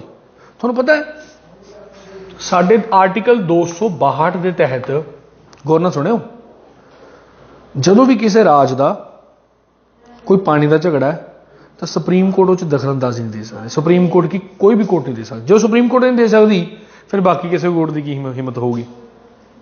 ਹਾਈ ਕੋਰਟ ਤਾਂ ਦੇ ਹੀ ਨਹੀਂ ਸਕਦੀ, ਕਿਉਂਕਿ ਜੇ ਮੰਨ ਲਓ ਸਾਡਾ ਰਾਜਸਥਾਨ ਨਾਲ ਕੋਈ ਝਗੜਾ ਪਾਣੀ ਦਾ, ਰਾਜਸਥਾਨ ਦੀ ਹਾਈ ਕੋਰਟ ਉਹਨਾਂ ਦਾ ਸਾਈਡ ਲਊਗੀ, ਸਾਡੀ ਹਾਈ ਕੋਰਟ ਸਾਡੀ ਸਾਈਡ ਲਊਗੀ, ਉਹ ਤਾਂ ਛੱਡ ਹੀ ਦਿਓ। ਸਗੋਂ ਸੁਪਰੀਮ ਕੋਰਟ ਨੂੰ ਵੀ ਇਸ ਚੀਜ਼ ਤੋਂ ਅਲੱਗ ਰੱਖਿਆ। ਕਿਉਂ ਭਲਾ? ਕਿਉਂਕਿ ਸੁਪਰੀਮ ਕੋਰਟ ਨੂੰ ਕੀ ਨੌਲੇਜ ਹੈ ਪਾਣੀਆਂ ਦੀ? ਇਹ ਲਿਖਿਆ ਹੋਇਆ ਹੈ ਸੰਵਿਧਾਨ 'ਚ। ਨੌਲੇਜ ਤਾਂ ਬਹੁਤ ਆ ਉਹਨਾਂ ਨੂੰ, ਇਹੋ ਜਿਹੀ ਗੱਲ ਨਹੀਂ, ਪਰ ਵੈਸੇ ਮੈਂ ਤੁਹਾਨੂੰ ਦੱਸ ਰਿਹਾ ਆਰਟੀਕਲ 262 ਦੇ ਤਹਿਤ ਬਈ ਸੁਪਰੀਮ ਕੋਰਟ ਜਿਹੜੀ ਹੈ ਉਹ ਪਾਣੀਆਂ ਦੇ ਮਸਲੇ ਦੇ ਉੱਪਰ ਕੋਈ ਕਾਨੂੰਨ ਨਹੀਂ ਬਣਾ ਸਕਦੀ, ਜਾਂ ਕੋਈ ਜੱਜਮੈਂਟ ਨਹੀਂ ਦੇ ਸਕਦੀ, ਜਾਂ ਕੋਈ ਦਖਲਅੰਦਾਜ਼ੀ ਨਹੀਂ ਕਰ ਸਕਦੀ। ਅਤੇ ਇਹ ਸ਼ਕਤੀ ਕਿਹਦੇ ਕੋਲ ਹੈ? ਸੰਸਦ ਕੋਲ ਹੈ। ਬਈ ਸੰਸਦ 'ਚ ਚਾਹੇ ਵਿਸ਼ੇਸ਼ ਅਦਾਲਤ, ਜਿਹਨੂੰ ਅੰਗਰੇਜ਼ੀ ਦੇ ਵਿੱਚ ਕਹਿੰਦੇ ਨੇ ਟ੍ਰਿਬਿਊਨਲ, ਵਿਸ਼ੇਸ਼ ਅਦਾਲਤ, ਕਿਸੇ ਖਾਸ ਮੌਕੇ ਦੇ ਲਈ ਅਦਾਲਤ ਬਣਾਈ ਗਈ ਹੋਵੇ, ਕਰ ਸਕਦੀ ਹੈ ਜੀ। ਰਾਸ਼ਟਰਪਤੀ ਆਰਟੀਕਲ 263 ਦੇ ਤਹਿਤ, ਅੱਛਾ ਉਹ ਗੱਲ ਕਲੀਅਰ ਹੋ ਗਈ। ਉਹ ਫਿਰ ਜਿਹੜਾ ਟ੍ਰਿਬਿਊਨਲ ਆ, ਜਿਹੜੀ ਸਪੈਸ਼ਲ ਅਦਾਲਤ ਹੈ, ਉਹ ਫਿਰ ਫੈਸਲਾ ਸੁਣਾਊਗੀ। ਠੀਕ ਹੈ। ਅੱਛਾ, ਤੋਂ ਬਾਅਦ ਕੀ ਹੁਣ ਤੱਕ ਕੋਈ ਟ੍ਰਿਬਿਊਨਲ ਬਣੇ ਨੇ? ਹਾਂਜੀ, 8 ਟ੍ਰਿਬਿਊਨਲ ਹੈਗੇ ਨੇ ਸਾਡੇ ਦੇਸ਼ 'ਚ। ਜਿਵੇਂ ਇੱਕ ਤਾਂ ਸਾਡੇ ਹੀ ਆ ਪੰਜਾਬ ਹਰਿਆਣਾ ਦਾ, ਹਾਂਸੀ ਬੁਟਾਨਾ ਸਤਲੁਜ ਦਾ ਰਿਵਰ ਜਿਹੜਾ ਵਾਟਰ ਡਿਸਪਿਊਟ ਹੈ ਨਾ, ਸਤਲੁਜ ਯਮੁਨਾ ਲਿੰਕ ਵਾਲਾ ਸੁਣਿਆ ਹੋਣਾ ਤੁਸੀਂ। ਬਾਕੀ ਗੋਆ ਦਾ ਹੈਗਾ, ਗੋਆ ਕਰਨਾਟਕ ਮਹਾਰਾਸ਼ਟਰ ਦਾ ਮਹਾਦਈ, ਉਹਦਾ ਕ੍ਰਿਸ਼ਨਾ ਦਾ ਵੀ ਡਿਸਪਿਊਟ ਹੈ, ਕਾਵੇਰੀ ਦਾ ਵੀ ਡਿਸਪਿਊਟ ਹੈ। ਕਾਫੀ ਸਾਰੇ ਡਿਸਪਿਊਟ ਹੈਗੇ ਨੇ, ਉਹਨਾਂ ਬਾਰੇ ਮੈਂ ਤੁਹਾਨੂੰ ਨੈਕਸਟ ਲੈਕਚਰ 'ਚ ਦੱਸੂਗਾ, ਕਿਉਂਕਿ ਮੈਂ ਇੰਟਰਸਟੇਟ ਕਾਉਂਸਲ ਵੀ ਪੜਾਉਣੀ, ਆਰਟੀਕਲ 262 ਵੀ ਪੜਾਉਣਾ, ਉਹ ਡਿਟੇਲ 'ਚ ਪੜਾਉਂਗਾ। ਠੀਕ ਹੈ। ਚਲੋ, ਆਰਟੀਕਲ 263 ਦੇ ਤਹਿਤ ਰਾਸ਼ਟਰਪਤੀ ਕੇਂਦਰ ਅਤੇ ਰਾਜਾਂ ਦੇ ਸਬੰਧਾਂ ਨੂੰ ਵਧੀਆ ਬਣਾਉਣ ਵਾਸਤੇ ਇੰਟਰਸਟੇਟ ਕਾਉਂਸਲ ਬਣਾ ਸਕਦਾ। ਬੋਲੋ ਠੀਕ ਹੈ ਜੀ। ਇੰਟਰਸਟੇਟ ਕਾਉਂਸਲ, ਅੰਤਰਰਾਜੀ ਸਭਾ। ਠੀਕ ਹੈ ਜੀ, ਬਣ ਚੁੱਕੀ ਹੈ, ਇਹ ਹੈਗੀ ਹੈ, 1990 ਚ ਬਣੀ ਸੀ। ਠੀਕ ਹੈ ਜੀ। ਇਹ ਫਿਰ ਇਹੀ ਹੈ, ਬਸ ਆਪਸ ਵਿੱਚ ਝਗੜੇ ਵਗੈਰਾ ਸੁਲਝਾਊਗੀ ਇਹਨਾਂ ਦੇ, ਕੋਈ ਹੋਰ ਮਸਲੇ ਨੇ ਉਹਨਾਂ ਮਸਲਿਆਂ ਨੂੰ ਇਹ ਹੱਲ ਕਰੂਗੀ। ਤੁਹਾਨੂੰ ਪਤਾ ਹੈ, ਅੱਛਾ ਆਹ ਜਿਹੜਾ ਆਹ ਪੁਆਇੰਟ ਹੈ, ਸਾਡੇ ਦੇਸ਼ 'ਚ ਜੇ ਕੋਈ ਹਾਈ ਕੋਰਟ ਹੈ, ਜੇ ਕੋਈ ਆਰਡਰ ਦਿੰਦੀ ਹੈ, ਜਜਮੈਂਟ ਦਿੰਦੀ ਹੈ, ਤਾਂ ਜਜਮੈਂਟ ਪੂਰੇ ਦੇਸ਼ ਵਾਸਤੇ ਹੀ ਇੱਕ ਤਰ੍ਹਾਂ ਨਾਲ ਦੇਖਿਆ ਜਾਵੇ ਤਾਂ ਉਹਦੀ ਰਿਸਪੈਕਟ ਹੋਣੀ ਚਾਹੀਦੀ ਹੈ। ਮੈਂ ਤੁਹਾਨੂੰ ਦੱਸਿਆ ਨਹੀਂ ਸੀ, ਜਦੋਂ ਕੋਈ ਕਿਸੇ ਸਟੇਟ 'ਚ ਕੋਈ ਹਾਈ ਕੋਰਟ ਜਦੋਂ ਕੋਈ ਜਜਮੈਂਟ ਦਿੰਦੀ ਹੈ ਤਾਂ ਉਹਦਾ ਹਵਾਲਾ ਆਪਾਂ ਕਿਸੇ ਹੋਰ ਹਾਈ ਕੋਰਟ 'ਚ ਲੈ ਸਕਦੇ ਹਾਂ, ਤਾਂ ਉਹਦੀ ਪੂਰਾ ਉਹਦਾ ਜਿਹੜਾ ਹੈਗਾ ਉਹਦੀ ਰਿਸਪੈਕਟ ਕੀਤੀ ਜਾਣੀ ਚਾਹੀਦੀ ਹੈ, ਹਾਈ ਕੋਰਟ ਜਾਂ ਸੁਪਰੀਮ ਕੋਰਟ ਦੀ ਕਿਸੇ ਵੀ ਜਜਮੈਂਟ ਦੀ। ਠੀਕ ਹੈ, ਉਹਦਾ ਹਾਈ ਕੋਰਟ ਜਿਹੜਾ ਜਦੋਂ ਵੀ ਕੋਈ ਸੁਣਾਉਂਦੀ ਹੈ, ਹਾਈ ਕੋਰਟ ਦੀ ਪਾਵਰ ਆਪਣੀ ਸਟੇਟ ਤੱਕ ਹੀ ਸੀਮਿਤ ਹੁੰਦੀ ਹੈ, ਸੁਪਰੀਮ ਕੋਰਟ ਦੀ ਪਾਵਰ ਪੂਰੇ ਦੇਸ਼ 'ਤੇ ਸੀਮਿਤ ਹੈ। ਪਰ ਵੈਸੇ ਜਦੋਂ ਕੋਈ ਹਾਈ ਕੋਰਟ ਦੇ ਵਿੱਚ ਕੋਈ ਕੇਸ ਹੁੰਦਾ, ਉਸੇ ਸਟੇਟ ਦਾ ਹੀ ਹੋਊਗਾ ਨਾ ਕੇਸ, ਤਾਂ ਉਸ ਸਟੇਟ ਦਾ ਕੇਸ ਹੋ ਗਿਆ, ਪਰ ਉਸ ਦੀ ਜਿਹੜੀ ਜਜਮੈਂਟ ਨਿਕਲ ਕੇ ਆਈ ਉਹਦਾ ਹਵਾਲਾ ਆਪਾਂ ਕਿਸੇ ਹੋਰ ਹਾਈ ਕੋਰਟ 'ਚ ਦੇ ਸਕਦੇ ਹਾਂ। ਠੀਕ ਹੈ, ਤੁਹਾਨੂੰ ਪਤਾ ਅਸੀਂ ਜੇ ਸੰਵਿਧਾਨਕ ਦੇ ਉਪਚਾਰਾਂ ਦੇ ਲਈ ਤਾਂ ਹਾਈ ਕੋਰਟ 'ਚ ਵੀ ਜਾ ਸਕਦੇ ਹਾਂ, ਸੁਪਰੀਮ ਕੋਰਟ 'ਚ ਵੀ ਜਾ ਸਕਦੇ ਹਾਂ। ਚਲੋ ਤਾਂ ਕਲੀਅਰ ਹੈ। ਪਾਰਲੀਮੈਂਟ ਜਿਹੜਾ ਹੈਗਾ ਇੰਟਰ ਸਟੇਟ ਅੰਤਰਰਾਜੀ ਜਿਹੜਾ ਵਪਾਰ ਹੈ ਉਹਨੂੰ ਸੌਖਾ ਬਣਾਉਣ ਵਾਸਤੇ ਵੱਖਰੇ ਵੱਖਰੇ ਸਮੇਂ ਤੇ ਕਾਨੂੰਨ ਬਣਾ ਸਕਦੇ, ਤਾਂ ਬੜੀ ਸਿੰਪਲ ਜੀ ਗੱਲ ਹੈ, ਤਾਂ ਕਿ ਸਾਡੇ ਦੇਸ਼ ਜਿਹੜਾ ਕਾਨੂੰਨ ਹੈ ਮਤਲਬ ਜਿਹੜਾ ਵਪਾਰ ਹੈ ਉਹ ਵਧੀਆ ਤਰੀਕੇ ਨਾਲ ਬਣਿਆ ਰਹੇ, ਫਲੋ ਹੁੰਦਾ ਰਹੇ, ਈਜ਼ੀਲੀ ਚੀਜ਼ਾਂ ਦਾ ਫਲੋ ਹੁੰਦਾ ਰਹੇ, ਕੋਈ ਦਿੱਕਤ ਨਾ ਆਵੇ। ਕਲੀਅਰ ਹੋ ਗਿਆ ਜੀ। ਆਪਾਂ ਹੁਣ ਪਾ ਰਹੇ ਹਾਂ ਆਲ ਇੰਡੀਆ ਸਰਵਿਸ, ਅਖਿਲ ਭਾਰਤੀ ਸੇਵਾਵਾਂ। ਤੁਹਾਨੂੰ ਪਤਾ ਹੈ ਆਲ ਇੰਡੀਆ ਸਰਵਿਸਿਜ਼ ਇੱਕ ਤਾਂ ਹੈਗਾ ਫਾਦਰ ਆਫ ਸਿਵਲ ਸਰਵਿਸਿਜ਼। ਅੰਗਰੇਜ਼ਾਂ ਦੇ ਜ਼ਮਾਨੇ ਦੀ ਗੱਲ ਕਰੀਏ ਤਾਂ ਲਾਰਡ ਕਾਰਨਵਾਲਿਸ, ਲਾਰਡ ਕਾਰਨਵਾਲਿਸ ਸੀਗੇ ਜਿਨ੍ਹਾਂ ਨੇ ਸਿਵਲ ਸਰਵਿਸਿਜ਼ ਦੇ ਰਿਗਾਰਡਿੰਗ ਬਹੁਤ ਰਿਫਾਰਮ ਕੀਤੇ ਸਾਡੇ ਦੇਸ਼, ਪੁਲਿਸ ਵਾਸਤੇ ਵੀ, ਜੁਡੀਸ਼ਰੀ ਵਾਸਤੇ ਵੀ, ਇਸ ਕਰਕੇ ਉਹਨਾਂ ਨੂੰ ਪਿਤਾ ਕਿਹਾ ਜਾਂਦਾ ਸਿਵਲ ਸਰਵਿਸਿਜ਼ ਦਾ, ਕਾਰਨਵਾਲਿਸ ਨੂੰ। ਠੀਕ ਹੈ ਨਾ, ਕਾਰਨਵਾਲਿਸ ਉਹੀ ਹੈ ਜਿਹਨੇ ਜ਼ਮੀਨਦਾਰੀ ਪ੍ਰਥਾ ਵੀ ਲੈ ਕੇ ਆਉਂਦੀ ਸੀ। ਚਲੋ, ਕਾਰਨਵਾਲਿਸ ਨੇ ਮੈਸੂਰ ਦਾ ਯੁੱਧ ਵੀ ਲੜਿਆ ਸੀ। ਚਲੋ, ਕਾਰਨਵਾਲਿਸ ਨੇ ਅਮਰੀਕਾ ਦੀ ਕ੍ਰਾਂਤੀ ਦੇ ਦੌਰਾਨ ਵੀ ਲੜਾਈ ਕੀਤੀ ਸੀ। ਆਖਰੀ ਲੜਾਈ ਨਹੀਂ ਹੋਈ ਸੀ ਅਮਰੀਕਾ ਦੀ 1776 'ਚ ਆਜ਼ਾਦੀ ਮਿਲ ਗਈ ਸੀ ਜਦੋਂ ਉਹਨਾਂ ਨੂੰ, 4 ਜੁਲਾਈ 1776 ਨੂੰ। ਉਦੋਂ ਉੱਥੇ ਕਾਰਨਵਾਲਿਸ ਜਿਹੜਾ ਅੰਗਰੇਜ਼ਾਂ ਵੱਲੋਂ ਲੜ ਰਿਹਾ ਸੀ ਉਹਨਾਂ ਨਾਲ, ਪਰ ਹਾਰ ਗਿਆ ਸੀ। ਫਿਰ ਜਦੋਂ ਹਾਰ ਕੇ ਇੱਥੇ ਆਇਆ ਅੰਗਰੇਜ਼ਾਂ ਨੇ ਫਿਰ ਇਹਨੂੰ ਭਾਰਤ ਦਾ ਗਵਰਨਰ ਜਨਰਲ ਬਣਾਤਾ। ਚੱਲ ਵਧੀਆ ਭਾਈ ਤੂੰ ਆ ਗਿਆ। ਫਿਰ ਵੀ ਬਹੁਤ ਵਧੀਆ ਬੰਦਾ ਸੀ, ਇਹ ਜੀ ਗੱਲ ਹੈ, ਮਤਲਬ ਹੀ ਵਾਜ਼ ਅ ਲੀਡਰ, ਆਪਣੇ ਆਪ 'ਚ ਬਹੁਤ ਵੱਡਾ ਲੀਡਰ ਸੀ, ਫੇਮਸ ਲੀਡਰ ਸੀ। ਇਹਦੇ ਬਾਰੇ ਪੜ੍ਹਾਂਗੇ ਬਾਅਦ 'ਚ। ਕਾਰਨਵਾਲਿਸ ਦੇ ਟਾਈਮ ਤੇ ਸਿਵਲ ਸਰਵਿਸਿਜ਼ ਮਤਲਬ ਸਭ ਤੋਂ ਮਸ਼ਹੂਰ ਸੀ। ਤੇ ਅੱਛਾ ਇੱਕ ਗੱਲ ਹੋਰ, ਵੈਸੇ ਜੇ ਆਪਾਂ ਆਲ ਇੰਡੀਆ ਸਰਵਿਸ ਦੀ ਗੱਲ ਕਰੀਏ, ਅਖਿਲ ਭਾਰਤੀ ਸੇਵਾਵਾਂ ਦੀ ਗੱਲ ਕਰੀਏ, ਤਾਂ ਇੰਡੀਆ ਜਿਹੜਾ ਇੰਡੀਪੈਂਡੈਂਟ ਇੰਡੀਆ ਹੈਗਾ ਉਹਦੇ ਵਿੱਚ ਆਲ ਇੰਡੀਆ ਸਰਵਿਸਿਜ਼ ਦਾ ਫਾਦਰ ਕਿਹਾ ਜਾਂਦਾ ਸਰਦਾਰ ਪਟੇਲ ਨੂੰ। ਸਰਦਾਰ ਪਟੇਲ ਨੇ ਸਾਡੇ ਦੇਸ਼ ਦਾ ਏਕੀਕਰਨ ਕੀਤਾ ਸੀ ਕਿ ਨਹੀਂ ਕੀਤਾ ਸੀ? ਸਾਡਾ ਦੇਸ਼ ਪਹਿਲਾਂ ਕਈ ਛੋਟੇ ਛੋਟੇ ਰਿਆਸਤਾਂ ਰਜਵਾੜਿਆਂ 'ਚ ਵੰਡਿਆ ਹੋਇਆ ਸੀ ਕਿ ਨਹੀਂ ਵੰਡਿਆ ਹੋਇਆ ਸੀ? ਸਰਦਾਰ ਪਟੇਲ ਨੇ ਸਾਰੇ ਇਕੱਠੇ ਕਰਤੇ ਅਤੇ ਬਸ ਇੱਕ ਦੇਸ਼, ਸੰਪੂਰਨ ਦੇਸ਼ ਬਣਾਤਾ। ਇਸ ਕਰਕੇ ਅਸੀਂ ਭਾਰਤ ਦਾ ਬਿਸਮਾਰਕ ਕਹਿੰਦੇ ਹਾਂ ਜਾਂ ਲੋਹ ਪੁਰਸ਼ ਕਹਿੰਦੇ ਹਾਂ, ਹੈ ਨਾ। सरदार पटेल को सरदार किसने बोला था नीतू जी? सरदार पटेल को सरदार किसने बोला था? आप बताओ जी, कोई बता दो। बारडोली सत्याग्रह होया सी 1926 बारडोली सत्याग्रह, बारडोली गुजरात च है।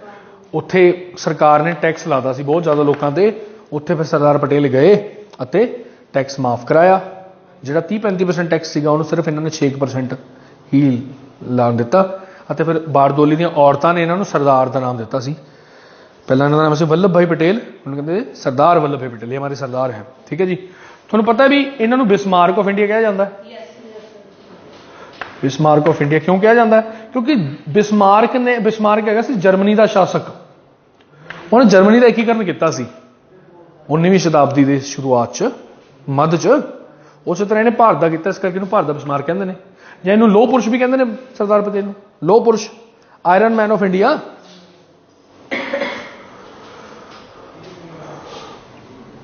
तो कहने का भाव ऑल इंडिया सर्विसिज क्यों होंदियां ने?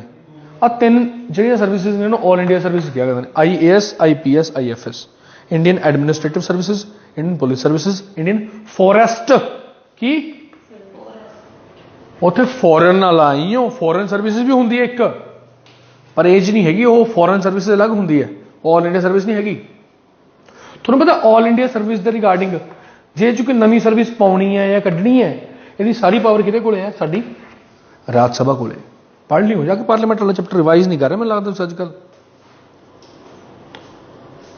रिवाइज करो चीज़ां जिहड़ियां करातियां उन्होंने, तभी तो बात बनेगी। नहीं तो एडा मोटा ग्रंथ इकट्ठा होया ना थोड़े को एंड दे 2 महीने 2.5 महीने 3 महीने बाद पढ़ते रहो, नाल नाल डिस्कस करा करो। एक 2 घंटे कड्डो घट्टो घट्ट इत्थे लई स्पैशली, उस तो बाद घंटा घरे। तो इन्हां सारी सर्विसिज दे रिगार्डिंग जे कोई रूल बनाना कौन बनाउंदी है? राज सभा बनाउंदी है। फिलहाल मैं तुहानूं कह रहा ये जिहड़ी सर्विसिज ने ना ये इस करके बनाई गई ने ताकि साडा देश इकट्ठा रहे, इक्को जिहा एडमिनिस्ट्रेटिव होवे सारे देश, इक्को जिहा एडमिनिस्ट्रेशन होवे सारे देश च। इन्हां अफसरां नूं नियुक्त तां सेंटर करदा है, केंद्र इन्हां दी नियुक्ति करदा है, पर ये तैनात कित्थे हुंदे ने? स्टेटां च। जिवें मान लो डीसी वगैरह नहीं हुंदा, डिप्टी कमिश्नर वगैरह, जिवें मान लो पटियाले दा डीसी है, वो यूपीएससी का पेपर क्लीयर करके लग्या होना। यूपीएससी एक संस्था हैगी, ਉਹਦੇ ਬਾਰੇ ਪੜਾਂਗੇ ਆਪਾਂ। ਉਹਨਾਂ ਨੇ ਟ੍ਰੇਨਿੰਗ ਦਿੱਤੀ ਉਹਨੂੰ ਆਪਣੀ ਖੁਦ, ਇੱਕ ਅਕੈਡਮੀ ਹੈਗੀ ਹੈ Lal Bahadur Shastri national academy for administration ਲਬਸਨਾ, ਜਿਹੜੀ ਹੈਗੀ ਹੈ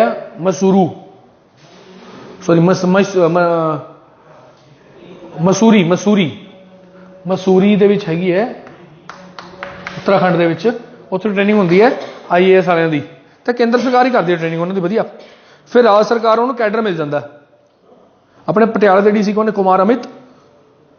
उन्होंने मान लो पंजाब कैडर मिल गया भी जाके सर्विस करो, वो पटियाला के डीसी लागे, तो फिर उन्होंने स्टेट गवर्नमेंट ही दिंदी तनख्वाह। तो स्टेट गवर्नमेंट स्टेट के हो गए वो, पर सिख के तो उपरों आए ना। हुण इक्को जगह तो सिख के गए ने पूरे देश के अलग अलग हिस्सों च, तो प्रशासन तो इक्को जिहा करनगे ना।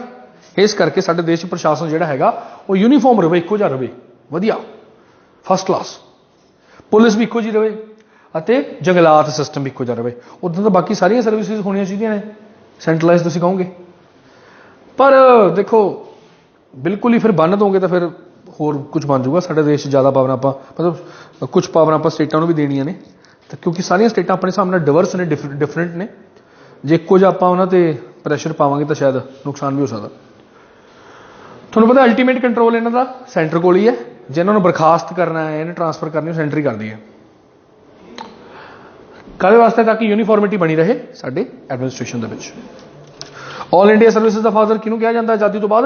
सरदार पटेल नूं। इन्हां ने गल कीती सी इहदी। तुहानूं पता है साडे हरेक राज दे विच पब्लिक सर्विस कमीशन हुंदा, PPSC। Punjab public service commission हैगा जिद्दां, सेंटर च तो UPSC हो गया। वो तो मतलब जी बहुत महत्वपूर्ण पोस्ट है उन्होंने वास्ते करते हैं भर्ती। PPSC जिवें मान लो पंजाब की PCS वगैरह की भर्ती हो गई है ना। तो तुहानूं पता है इन्हां दे जिहड़े मैंबर हुंदे ने या चेयरमैन हुंदे ने, उन्हां नूं नियुक्त गवर्नर करदा। मैं तुहानूं 2 अदारियां दा नाम लेना, एक तो पंजाब पब्लिक सर्विस कमीशन, एक हरेक स्टेट का एक इलैक्शन कमीशन हुंदा ना, स्टेट इलैक्शन कमीशन। ये 2 एक इहो ਜਿਹੇ अदारे ने, 2 ਇਹੋ ਜਿਹੇ अदारे ने जिन्हां दी नियुक्ति तां साडा राजपाल करदा। पर जे इन्होंने हटाउणा है तो कौन हटाऊगा जी? राष्ट्रपति। तो केंद्र कोले आ गई ना दी शक्ति। तो आप संबंध ही पढ़ रहे केंद्र ते राज्यां दे।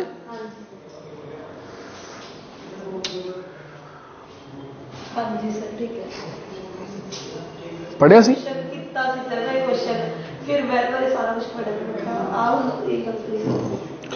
UPSC जे चाहे, जे असीं राज सरकार UPSC नूं रिक्वेस्ट करे भी भाई साडी PPSC तो काम हो नहीं रहा, तुसी आ जाओ, तुसी सिलेक्शन कर दो साडे PCS भी तुसी ले लो, तो UPSC ले सकती है। ठीक है जी।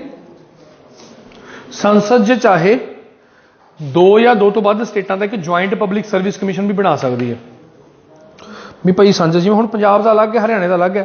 पंजाब दा PPSC है, हरियाणे दा HPSC है। Punjab public service commission, Haryana public service commission. साडा पटियाला PPSC, उन्हां दा पंचकूले है। तो पहला इकट्ठा होंदा सी साडा काफ़ी टाइम तक, मेरे ख्याल सन 1970s तक इकट्ठा सीगा। 1966 हरियाणा बनया, थोड़ा टाइम साझा रखा अपने JPSC, बाद च ठीक। आप UPSC के मैंबरां दी जिहड़ी रिटायरमेंट एज कितनी होंदी है? 6 साल 65 साल, या तो 6 साल काल होगा या 65 साल रिटायरमेंट एज, जिहड़ी चीज़ पहला होगी वो। अच्छा, UPSC सारिया स्टेटां नूं गाइड भी करती है भी कितना तुसीं पेपर लेना, कितना तुसीं भर्तियां करनियां। गल समझ आई? जुडिशियल सिस्टम, न्यायिक प्रणाली। नीतू जी साडी न्यायिक प्रणाली किदां दी है जी? तुहानूं किदां दी लगदी है साडे देश दी न्यायिक प्रणाली? ਵਧੀਆ, ਪਰ ਇਹਨੇ ਕਰੋਨਾ ਕੇਸ ਕਿਉਂ ਪੈਂਡਿੰਗ ਨੇ?